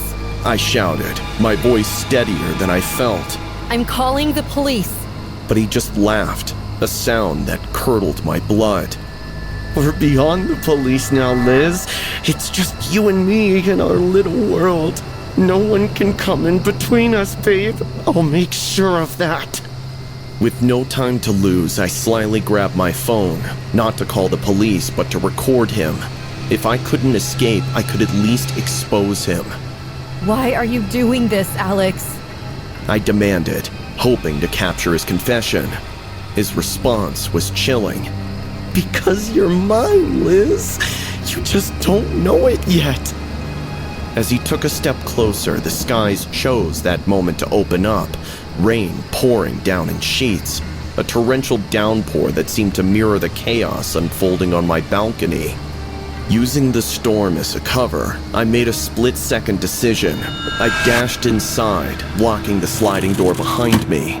Alex threw himself against the glass, pounding and shouting, his mask now a horrifying visage distorted by rain and rage. I kept the camera trained on him, capturing every psychotic detail as I dialed 911 with shaking hands. Over the roar of the storm and Alex's screams, I screamed my address into the phone, praying help would arrive. And then, as suddenly as he had appeared, Alex retreated into the storm, disappearing into the night from which he had emerged. The police found him an hour later, hiding in the shadows, drenched and defeated. The video of Alex's attack went viral, a shocking glimpse into the reality of online obsession turned violent. His trial was swift, the evidence I'd collected irrefutable. As I watched him being led away in handcuffs, I felt a weight lift off my shoulders, a tentative step towards reclaiming my life from the shadows of fear. In the aftermath, I dedicated myself to speaking out about the dangers of online stalking, using my platform to support others who had endured similar terrors. I had survived Alex's obsession, but the battle against such darkness was far from over. My story had become a beacon, a warning signal in the fight for safety and sanity in the digital age. It was an unusually busy Tuesday evening at Maison Étoile, a restaurant famed for its immaculate French cuisine and often reserved for the city's elites. As one of the senior waitresses, I navigated through the tables with practiced ease, my mind preoccupied with orders and table numbers. Little did I know, the night would unfold into a scene of terror that would haunt my dreams forever. The evening started like any other, with the clinking of fine china and the murmur of well-dressed patrons indulging in their culinary delights. Benjamin, the shy, quiet cook who had joined our kitchen staff a few months prior, was barely noticeable in the bustling kitchen. His presence was almost ghostly, his interactions minimal but cordial. Around 8 p.m., guests began to complain of feeling unwell. At first, it was a table of 4 in the corner of the main dining room. Soon, more hands were raised, voices tinged with panic. The symphony of a typical dinner service morphed into a cacophony of coughs and calls for help. My heart raced as I moved from table to table, trying to assure our guests, while sweat beaded on my forehead, not just from the rush, but from a growing dread. I rushed to the kitchen to alert our staff, and that's when I saw him, Benjamin, his back turned, mumbling under his breath, his hands trembling as he handled a bag that didn't look like any ingredients I recognized. I called out to him, my voice drowning in the chaos, but he didn't respond. He simply continued his mysterious work, pouring something from a small vial into the dishes ready to be served. The first scream pierced the air, a scream that curdled my blood. It came from the main dining area, loud and terrified. I ran out to see a man clutching his throat, his face a ghastly shade of blue. Panic erupted as more patrons began to exhibit symptoms of severe food poisoning.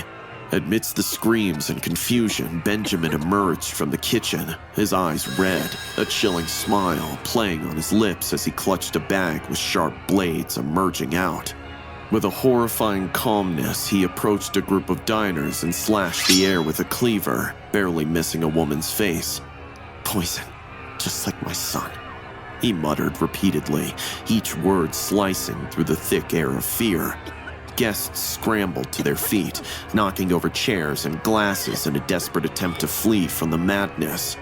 Benjamin moved methodically through the crowd, his cleaver glinting under the overhead lights, his face a mask of twisted fury. The air was thick with terror.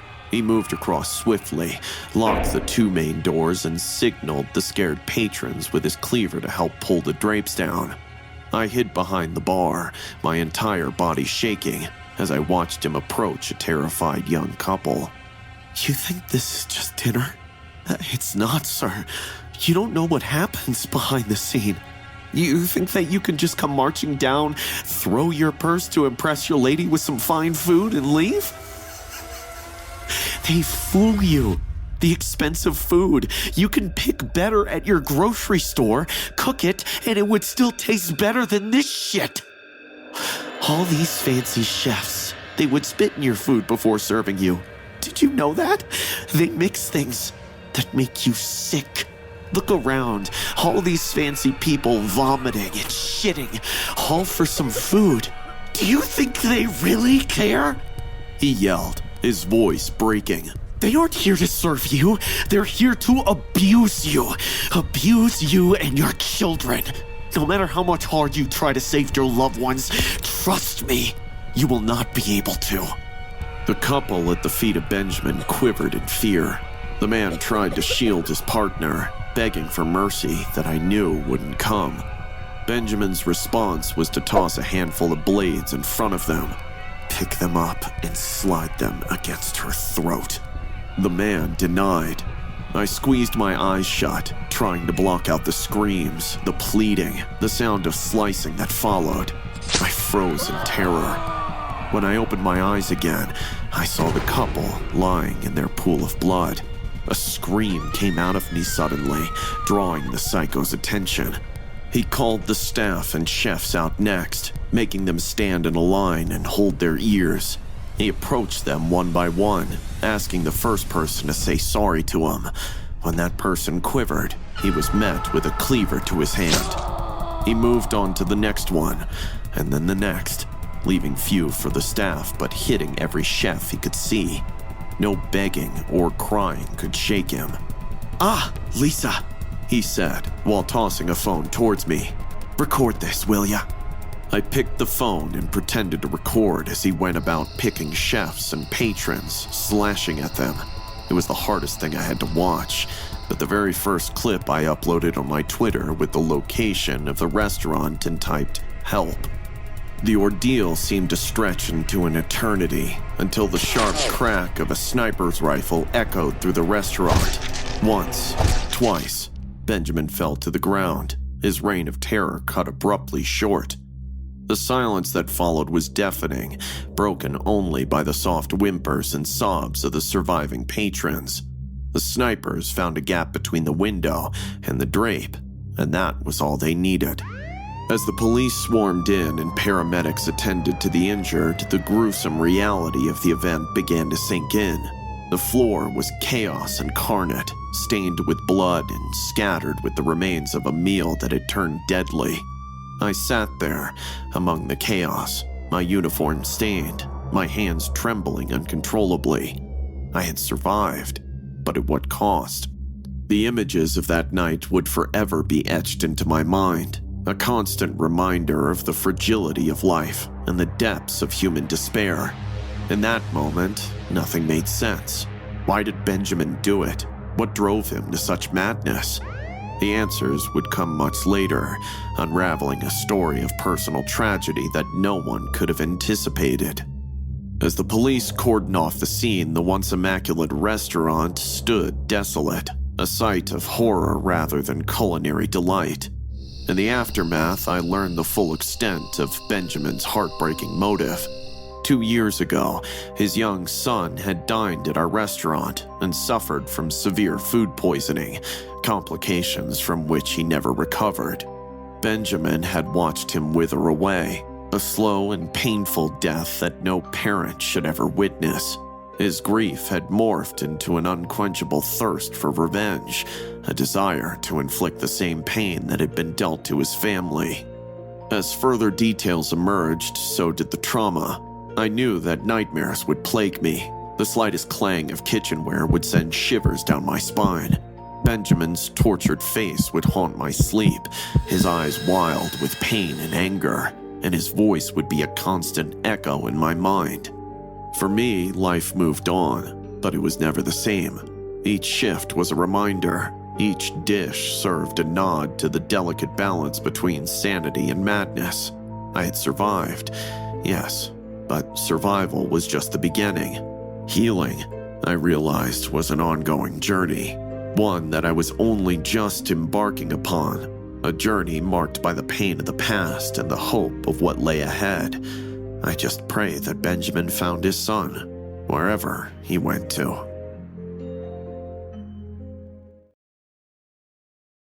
I remember it vividly. That night, Abdul and I decided to play the Doritos horror game back in 2010. We were just two curious 13-year-olds looking for a thrill on a Friday night while my parents were away for a night. Little did we know, that night would turn into a nightmare that still haunts me to this day. As we fired up the game on my old PC, the atmosphere in my room shifted immediately. The air seemed heavier, and an eerie feeling settled over us. Abdul laughed nervously, brushing off the strange sensation. "Come on, Brian, it's just a game," he said, trying to reassure me.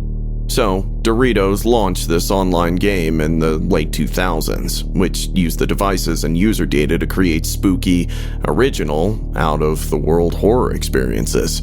It became a hit, but was soon shut down. No one knows the exact reason why such a popular cult game was suddenly pulled off. What happened that night back in 2010, I don't think it was just the game. We had recently shifted to this new house since my dad had suffered a loss in his business, and he decided to sell our own house and rent a new one for the time. It was big, but really cheap. The reason being is that it sat next to a graveyard.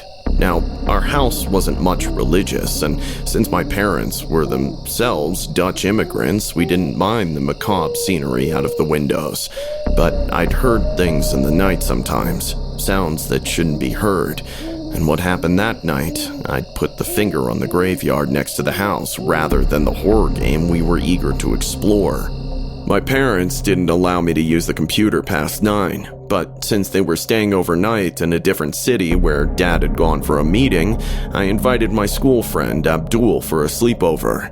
The game started innocuously enough. We navigated through the virtual hotel's dimly lit corridors, our tasks illuminated only by the flickering light of the game. But as the clock struck midnight, a cold shiver ran down my spine. It wasn't just the eerie sounds from the game or the ghostly light casting long shadows across the room. It was something else, an unsettling feeling that we were not alone. A sudden sharp knock on the window snapped us out of our focus. We paused the game and glanced at each other, hearts racing. "Probably just a branch," I muttered, though the nearest tree was too far to touch the glass. Cautiously, we peered outside, but the darkness hid whatever had made the noise. We could only spot the misty graveyard in the distance. Shaken, we returned to our game, trying to laugh it off.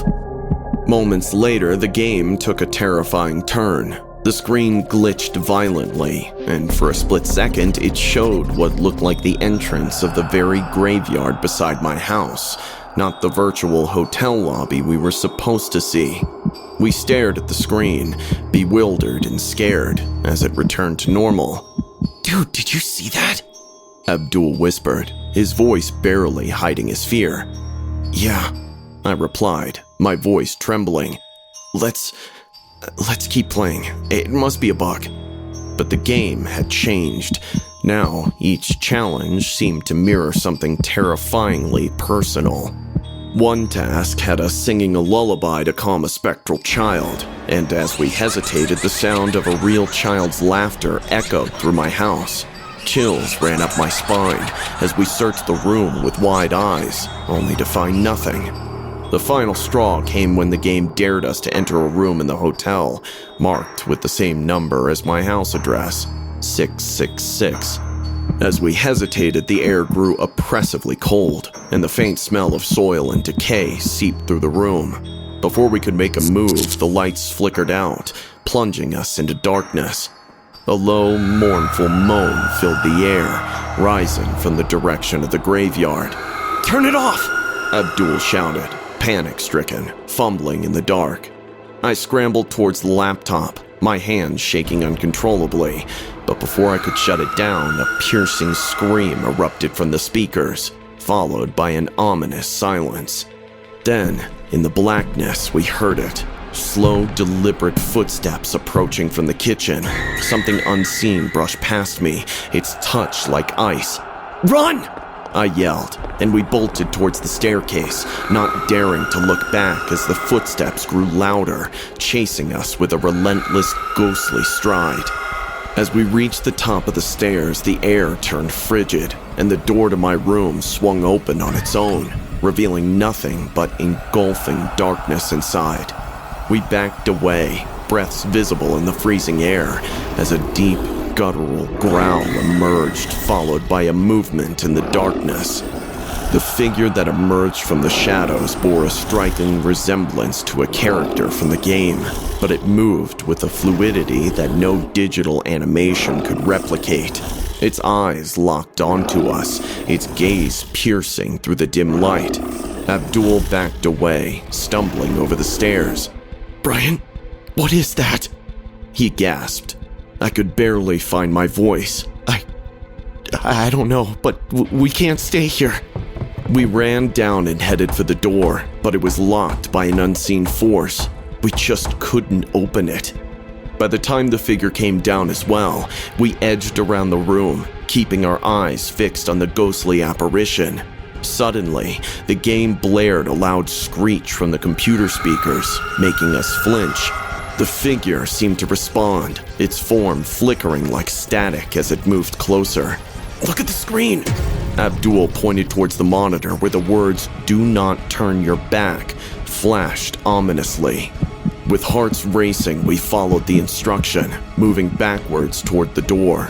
Every step we took, the figure mirrored, its movements eerily synchronized with ours. The air grew thick with a foul stench, and I could barely suppress the urge to gag. "We need to leave now," I insisted, grabbing Abdul's arm. We managed to back out of that room and slam the door shut, pressing our weight against it. Heavy thuds came from the other side, as if something or someone was pounding on it with great force. "What do we do now?" "I don't know, but we can't let it out."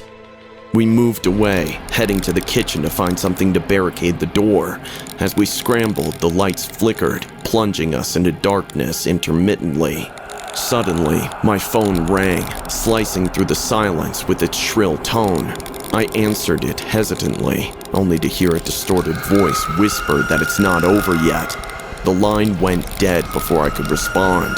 I looked at Abdul, my fear escalating. "It's like the game. It's playing with us."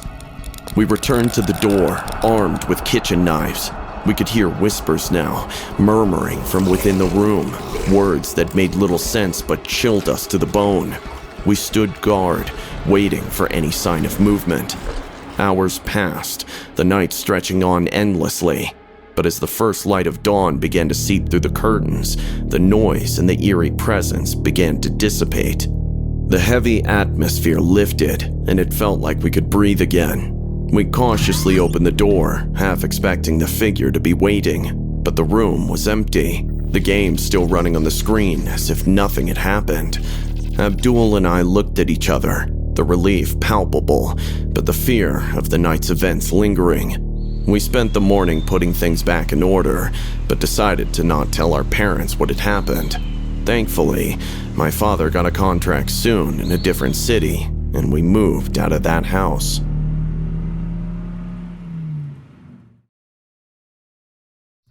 The night was dark, the moon a mere sliver in the sky, as I drove down the narrow road flanked by dense woods. The solitude of the drive had always been a solace for me, a way to unwind after long days, filled with the clamor of my job as a real estate agent. But that night was different. My headlights pierced the darkness ahead, revealing the back of a silver sedan driving at a steady pace. Suddenly, without warning, the sedan screeched to a halt. I slammed on the brakes, my heart pounding, barely stopping in time to avoid a collision. There was no other car in sight, just us, surrounded by an eerie quiet. My instincts screamed that something was terribly wrong. I gripped the steering wheel, peering through the windshield, trying to discern any movement. The driver's door of the sedan slowly opened. A figure, clad in black, stepped out, staring directly at me. That is when panic set in. I knew I had to get away. I floored the accelerator, swerving to pass the sedan. In my haste, my car's side scraped against theirs, a harsh metal-on-metal screech filling the air. I lost control for a moment, veering off the road and crashing headlong into a tree. The impact jolted me, my seatbelt cutting into my chest, my head snapping forward. Dazed, I barely registered the sound of footsteps crunching on gravel as they approached. Shaking my head to clear it, I saw 3 figures now, all masked, coming towards me with what looked like crowbars. "Get out of the car, lady!" One of them shouted, banging on the driver's side window. The glass held, but it wouldn't for long. I fumbled for my phone, but it wasn't in its usual spot. It must have been thrown somewhere in the car during the crash. I was alone, trapped, and my car was badly damaged. The engine sputtered as I tried to start it again, praying for a miracle. It roared to life, but one of the attackers smashed the back window, sending shards flying into the car. "Don't think you're going anywhere!" Another voice growled, reaching in to grab my hair. I screamed, pain searing through my scalp as I instinctively pulled forward. The car lurched, but it was pinned by the tree. The situation was desperate. They were trying to pull me out through the shattered window, their hands clawing at me. You're not taking me without a fight. I managed to yell, my voice hoarse with fear. I clawed back, biting and scratching, anything to keep them at bay. As they momentarily recoiled from my ferocity, I slammed the car into reverse, then back into drive, rocking it violently, trying to dislodge it from the tree. The attackers were momentarily thrown off balance, cursing as they stumbled. With a final desperate maneuver, I revved the engine, the car finally breaking free. The front wheel spun wildly on the loose gravel, the car lurching backward. One of the attackers was directly behind the car. I heard a thud, a scream, and I didn't stop to see what I'd hit. I couldn't. All I knew was that I had to escape, to survive. The road ahead was dark, the woods menacing, but I drove.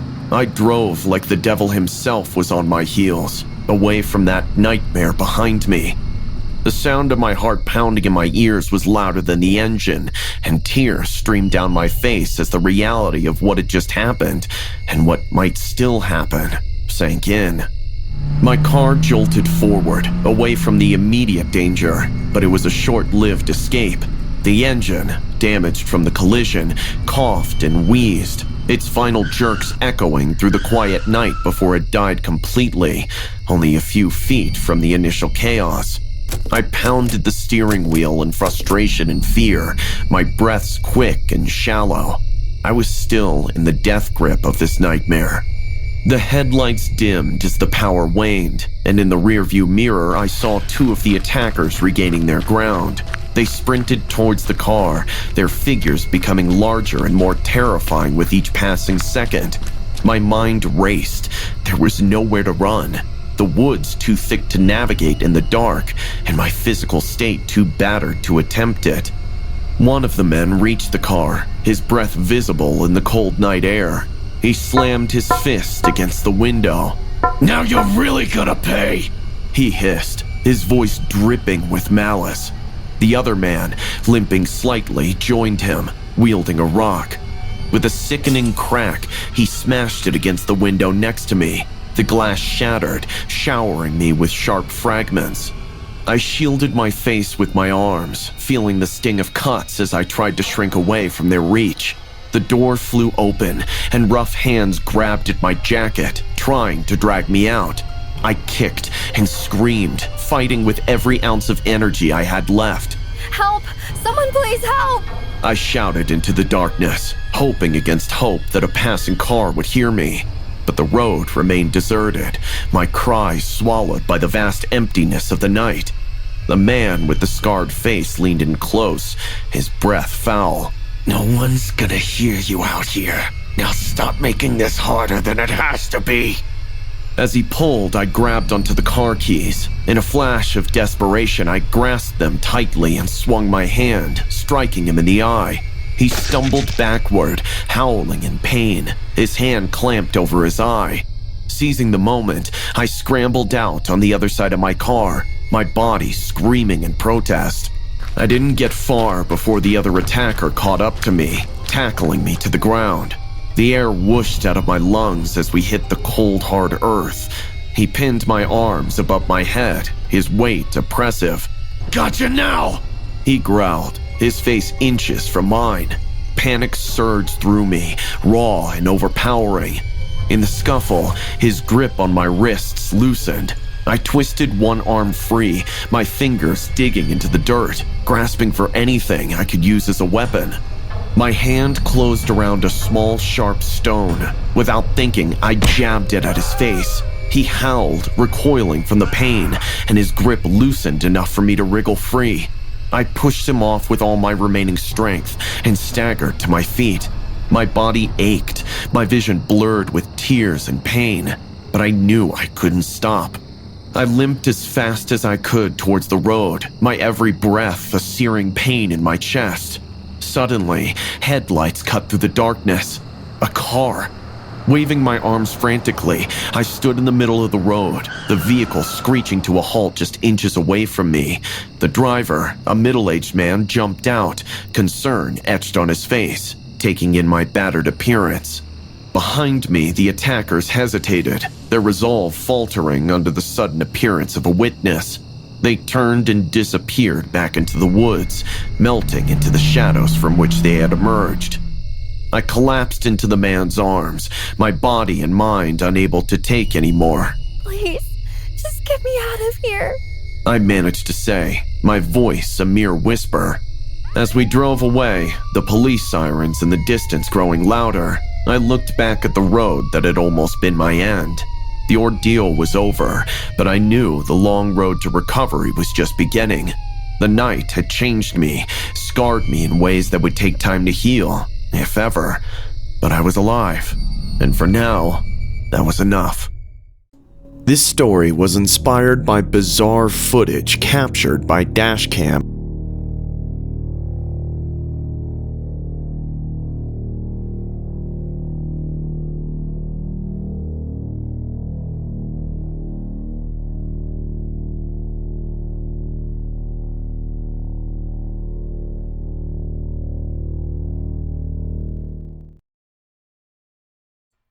It was just my third week at La Lanterna, an old fine dining restaurant with a vintage charm nestled in a quiet part of Chicago. That night, the deep winter cold had kept most patrons away, leaving the grand dining hall almost empty, save for the flickering candles that cast shadows on the walls. Since I was the youngest one, I was given the graveyard ritual, which basically meant that while my colleagues left early to grab some beers, I had to do the cleaning, arrangement of chairs, and a lot of boring stuff before calling it a night. The clock had just chimed 11 when I decided to call Jenna, my girl, to help pass the slow, dragging hours of my late shift. She picked up immediately, her beautiful face lighting up the screen of my phone. Hey, Lou baby, how's my bub doing? She smiled, her voice a soothing balm against the eerie silence of the restaurant. Aw, you're still at work? Don't tell me they gave you the night shift again. You gotta stand up, boo. You look so weak. How's it going? Quiet. Too quiet, I whispered, glancing around the dimly lit room. Haven't seen even a car pass by in like half an hour. It's just me in the shadows tonight. As I panned my phone around to show her the empty tables, Jenna's face suddenly tightened. Louis, there's something behind you. She said, her voice tinged with worry. I froze for a second, then laughed it off. It's just the coats on the rack, babe. Ghosts don't work in shifts.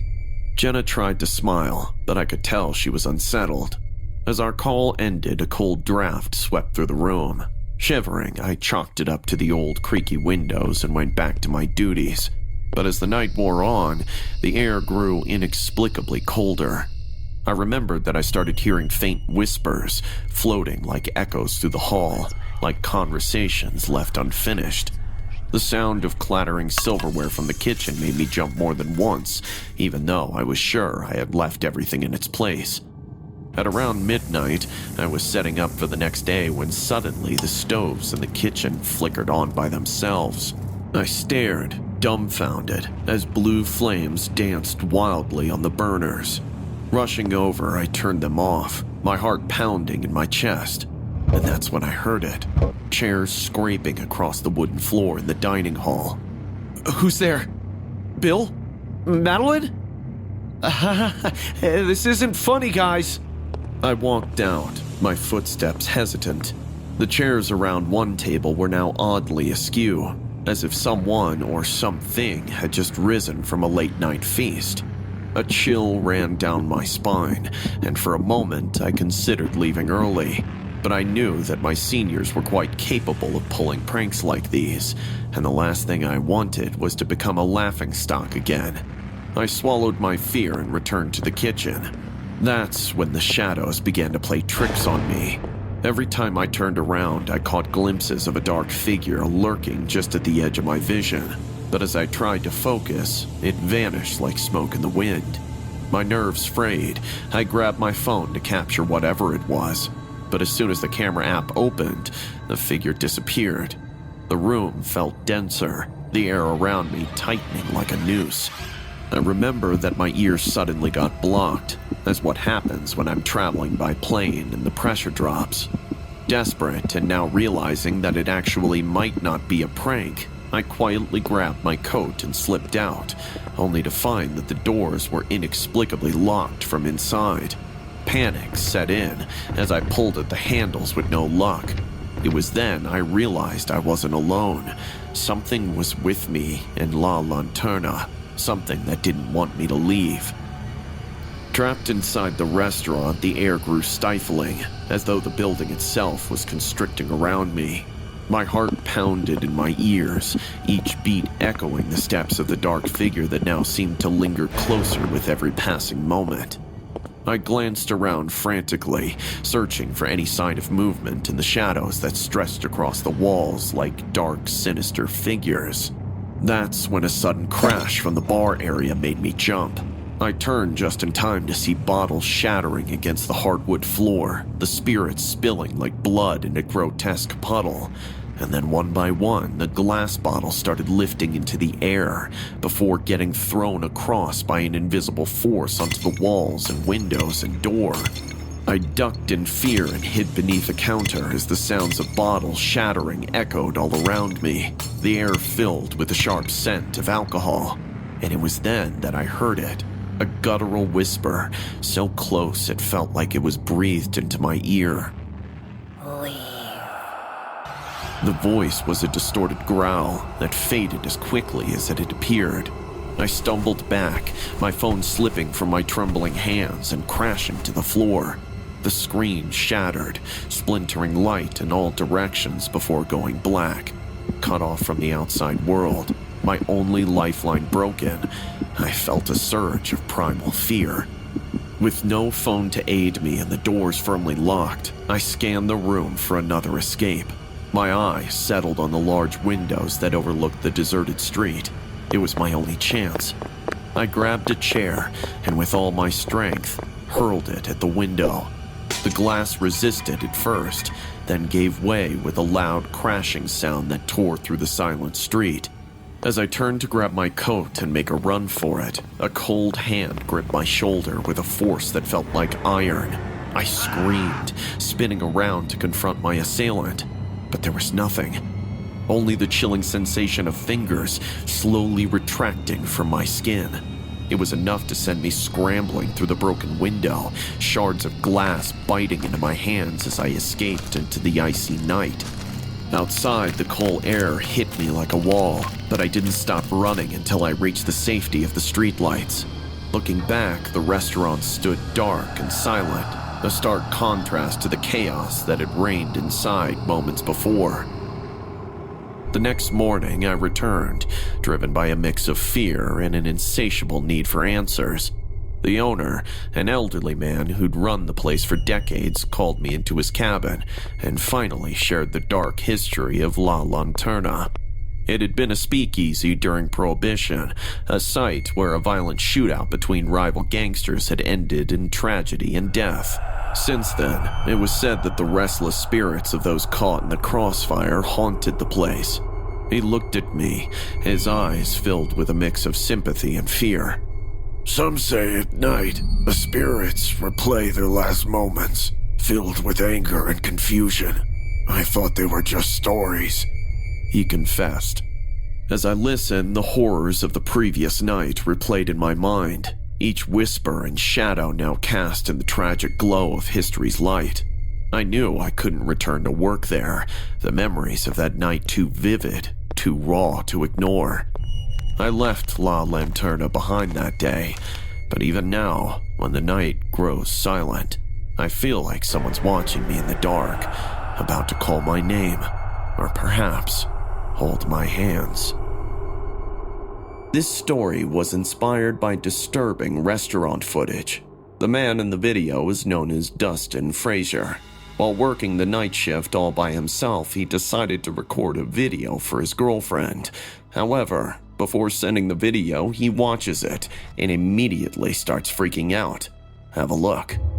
No, because I'm freaking the out. guys. So I just Snapchatted, my friend, right? And I, walked through, and now the alarm's going off.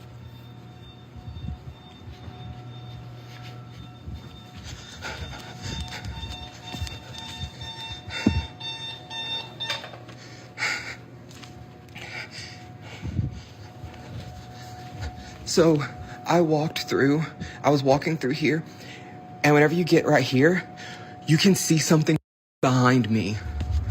And I watched it, I did a playback, before I sent it to him, right? And, I feel like I need to go to the doctor, but I'm constantly just nauseous, and I don't really know why. I have tried take medicine for it and stuff, but I don't know, it doesn't seem like it really does anything. And then whenever I go and I'm just laying down and stuff, I can.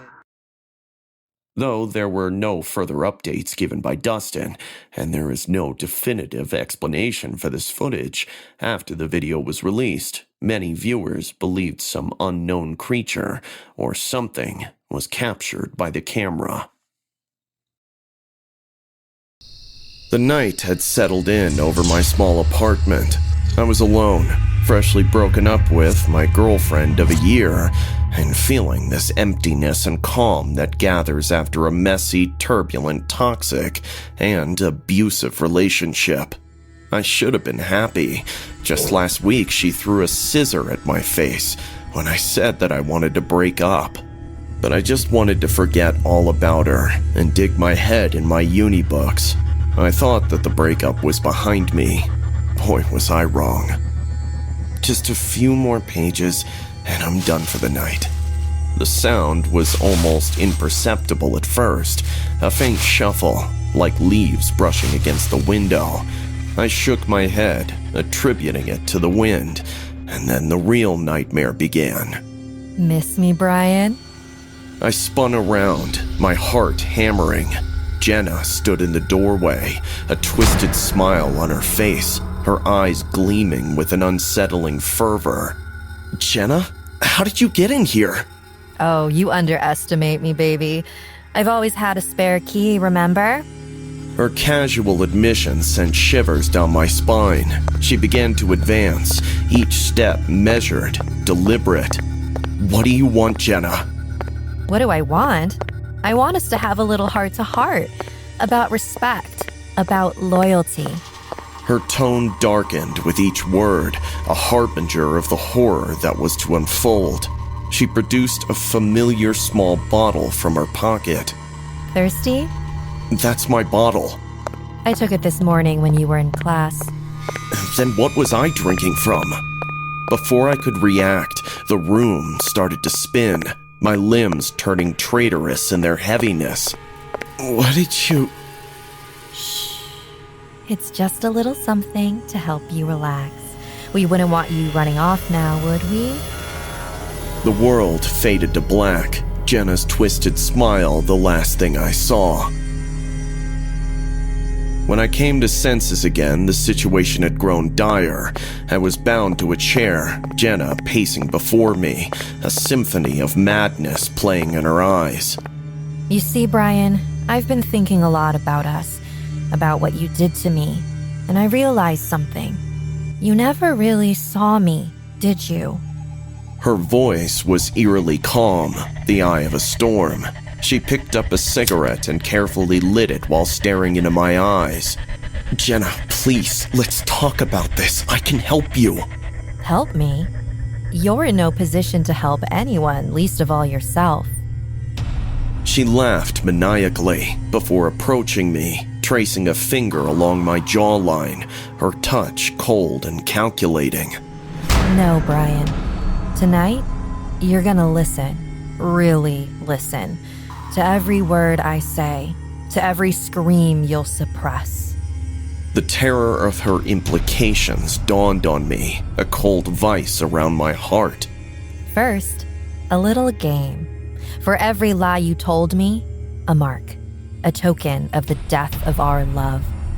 She revealed a small blade, the light glinting off its edge with sinister promise. My attempts to reason with her, to plead, fell on deaf ears. She pulled out a small knife.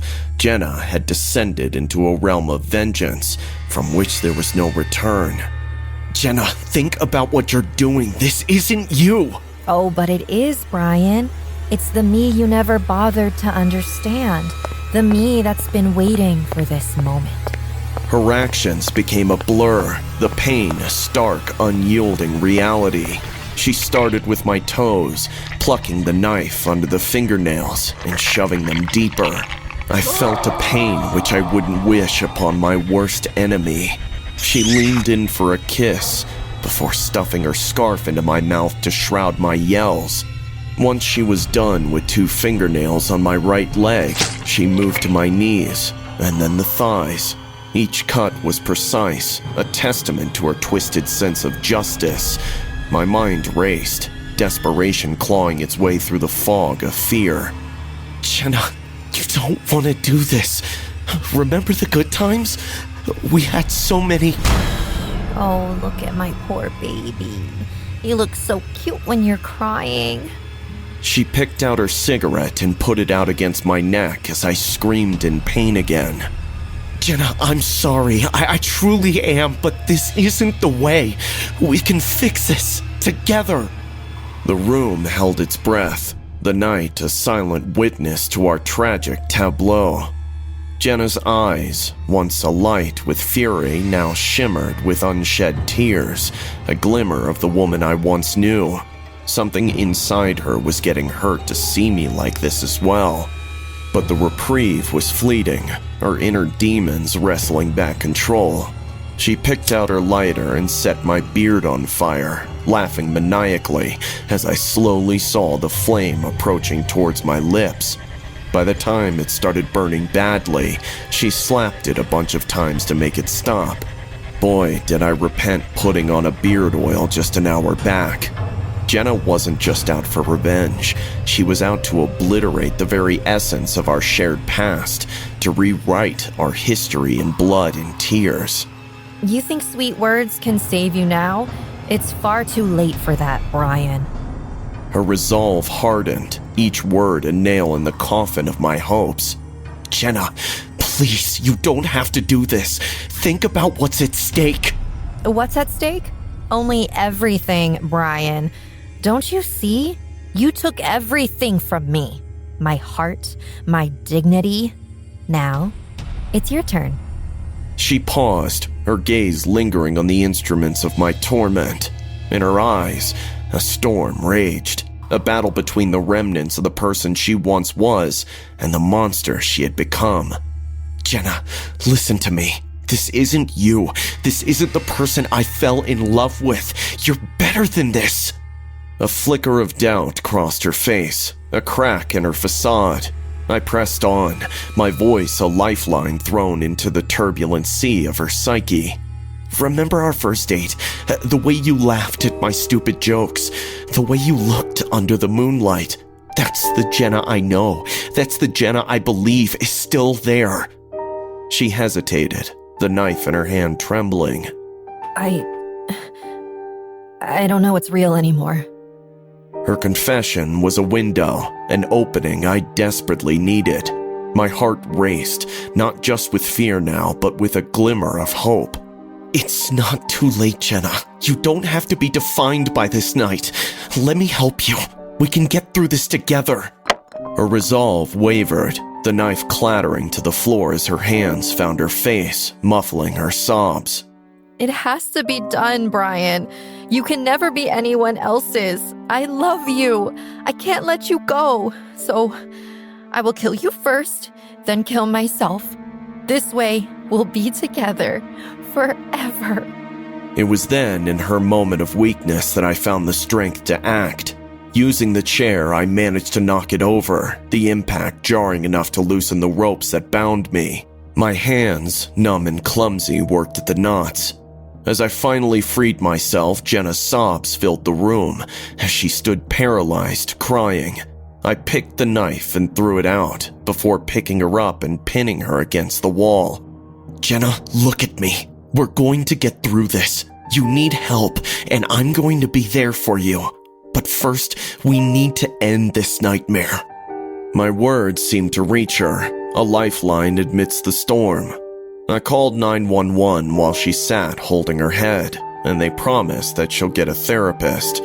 I received treatment at the hospital later, and it was then that the emotions truly gripped me. I cried that night. I cried a lot. The calmness of the night was a stark contrast to the storm brewing within my home. As a cybersecurity major, I was proud of myself on my understanding of the digital world, a realm I believed I had mastered. But nothing in my studies had prepared me for the terror that was to unfold. It began with an innocuous enough event, a flicker of movement, barely perceptible. I dismissed it as a trick of the light or a figment of my overworked imagination. You're seeing things, Megan. Time for a break. But the illusion of safety was shattered the moment I heard it. The unmistakable sound of a camera shutter clicking from somewhere within the depths of my house. My heart stopped, my blood ran cold, and the chilling realization hit me. I was not alone. Frantically, I scanned my surroundings, every shadow, every corner, but found nothing. The silence that followed was oppressive, suffocating. Then, my phone buzzed. A message, anonymous, with nothing but a link was sitting in notifications. I clicked it, and my blood turned to ice. It linked to a live stream, revealing a view of my own living room from an angle I hadn't placed a camera. And there he was, a figure cloaked in darkness, his face obscured, but his intentions clear, standing in my bedroom upstairs. "Welcome to your nightmare, Megan." His voice was a twisted melody, a harbinger of the horrors to come. I stared, frozen, as he began to move through my room with a disturbing familiarity. Each step a declaration of his control. I grabbed onto a kitchen knife, but he had seen it on the live stream, just like I could witness my own house from the view of 18 cameras. Who was he? How did he get inside? How did he place those cameras? And what was he planning to do? When I looked back at the phone, he had disappeared from my room, which meant that he could be anywhere in my house. The game had begun. His rules, his playground. My home had become a hunting ground. He taunted me, leaving me to discover twisted tokens of his presence. A bloodied knife here, a lock of hair there. His actions were calculated, designed not just to scare, but to mentally unravel me. "You can't hide, Megan. I'm everywhere. You're playing by my rules now." Who are you? Why are you doing this? Leave my house right now or I will call the police. "You have a phone in your palms, Megan. Place the call.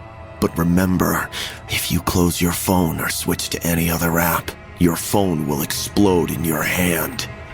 His words echoed in my mind, a psychological warfare meant to break me. But amidst the terror, a spark of defiance ignited within me. I couldn't outmuscle him, but maybe, just maybe, I could outsmart him.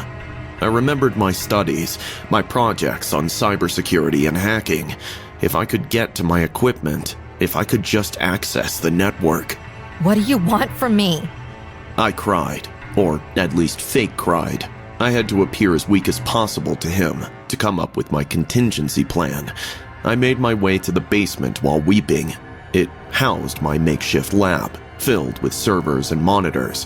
It was a fortress of technology, and within its walls, I found my courage. If I could get to the server room, I could make contact with authorities outside. As I finally entered the server room, locking the door behind me, I faced the screens, my fingers poised above the keyboard.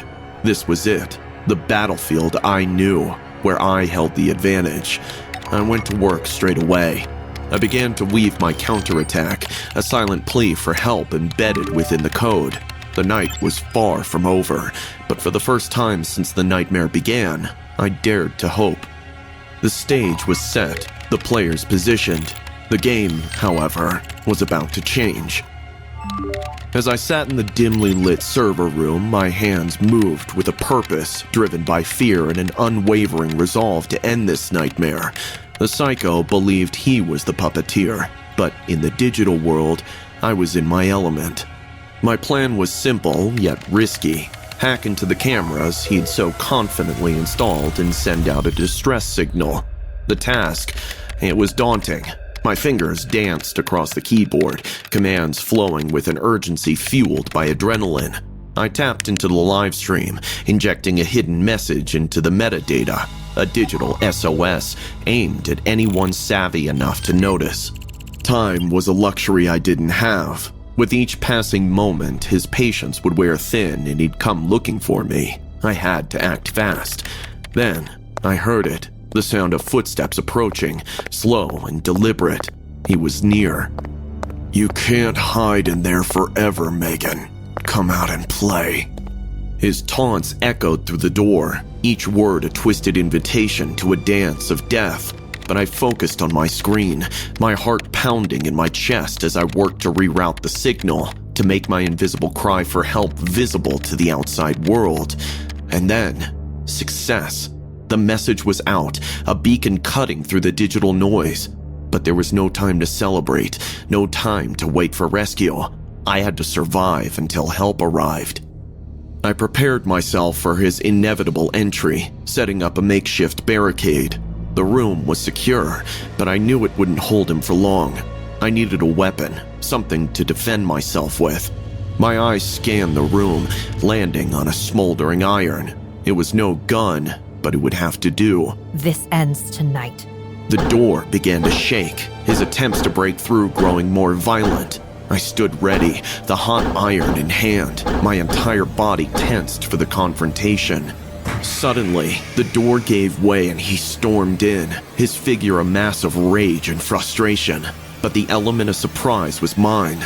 As he advanced, I swung with all my might, the smoldering iron connecting with his flesh, eliciting a howl of pain. You little bitch! But I didn't stop to hear his curses. I pushed past him, running out into the night, screaming for help. Behind me, the psycho was in pursuit, his own screams a mixture of rage and agony. The chase was short-lived. Lights flashed in the distance, sirens cutting through the silence of the night. The police, guided by my digital SOS, finally arrived. As they took him down, I collapsed, the adrenaline fading, leaving me shaking and exhausted. The officers rushed to my side, their voices a comforting blur as I tried to process the reality that I was safe, that it was over. You're safe.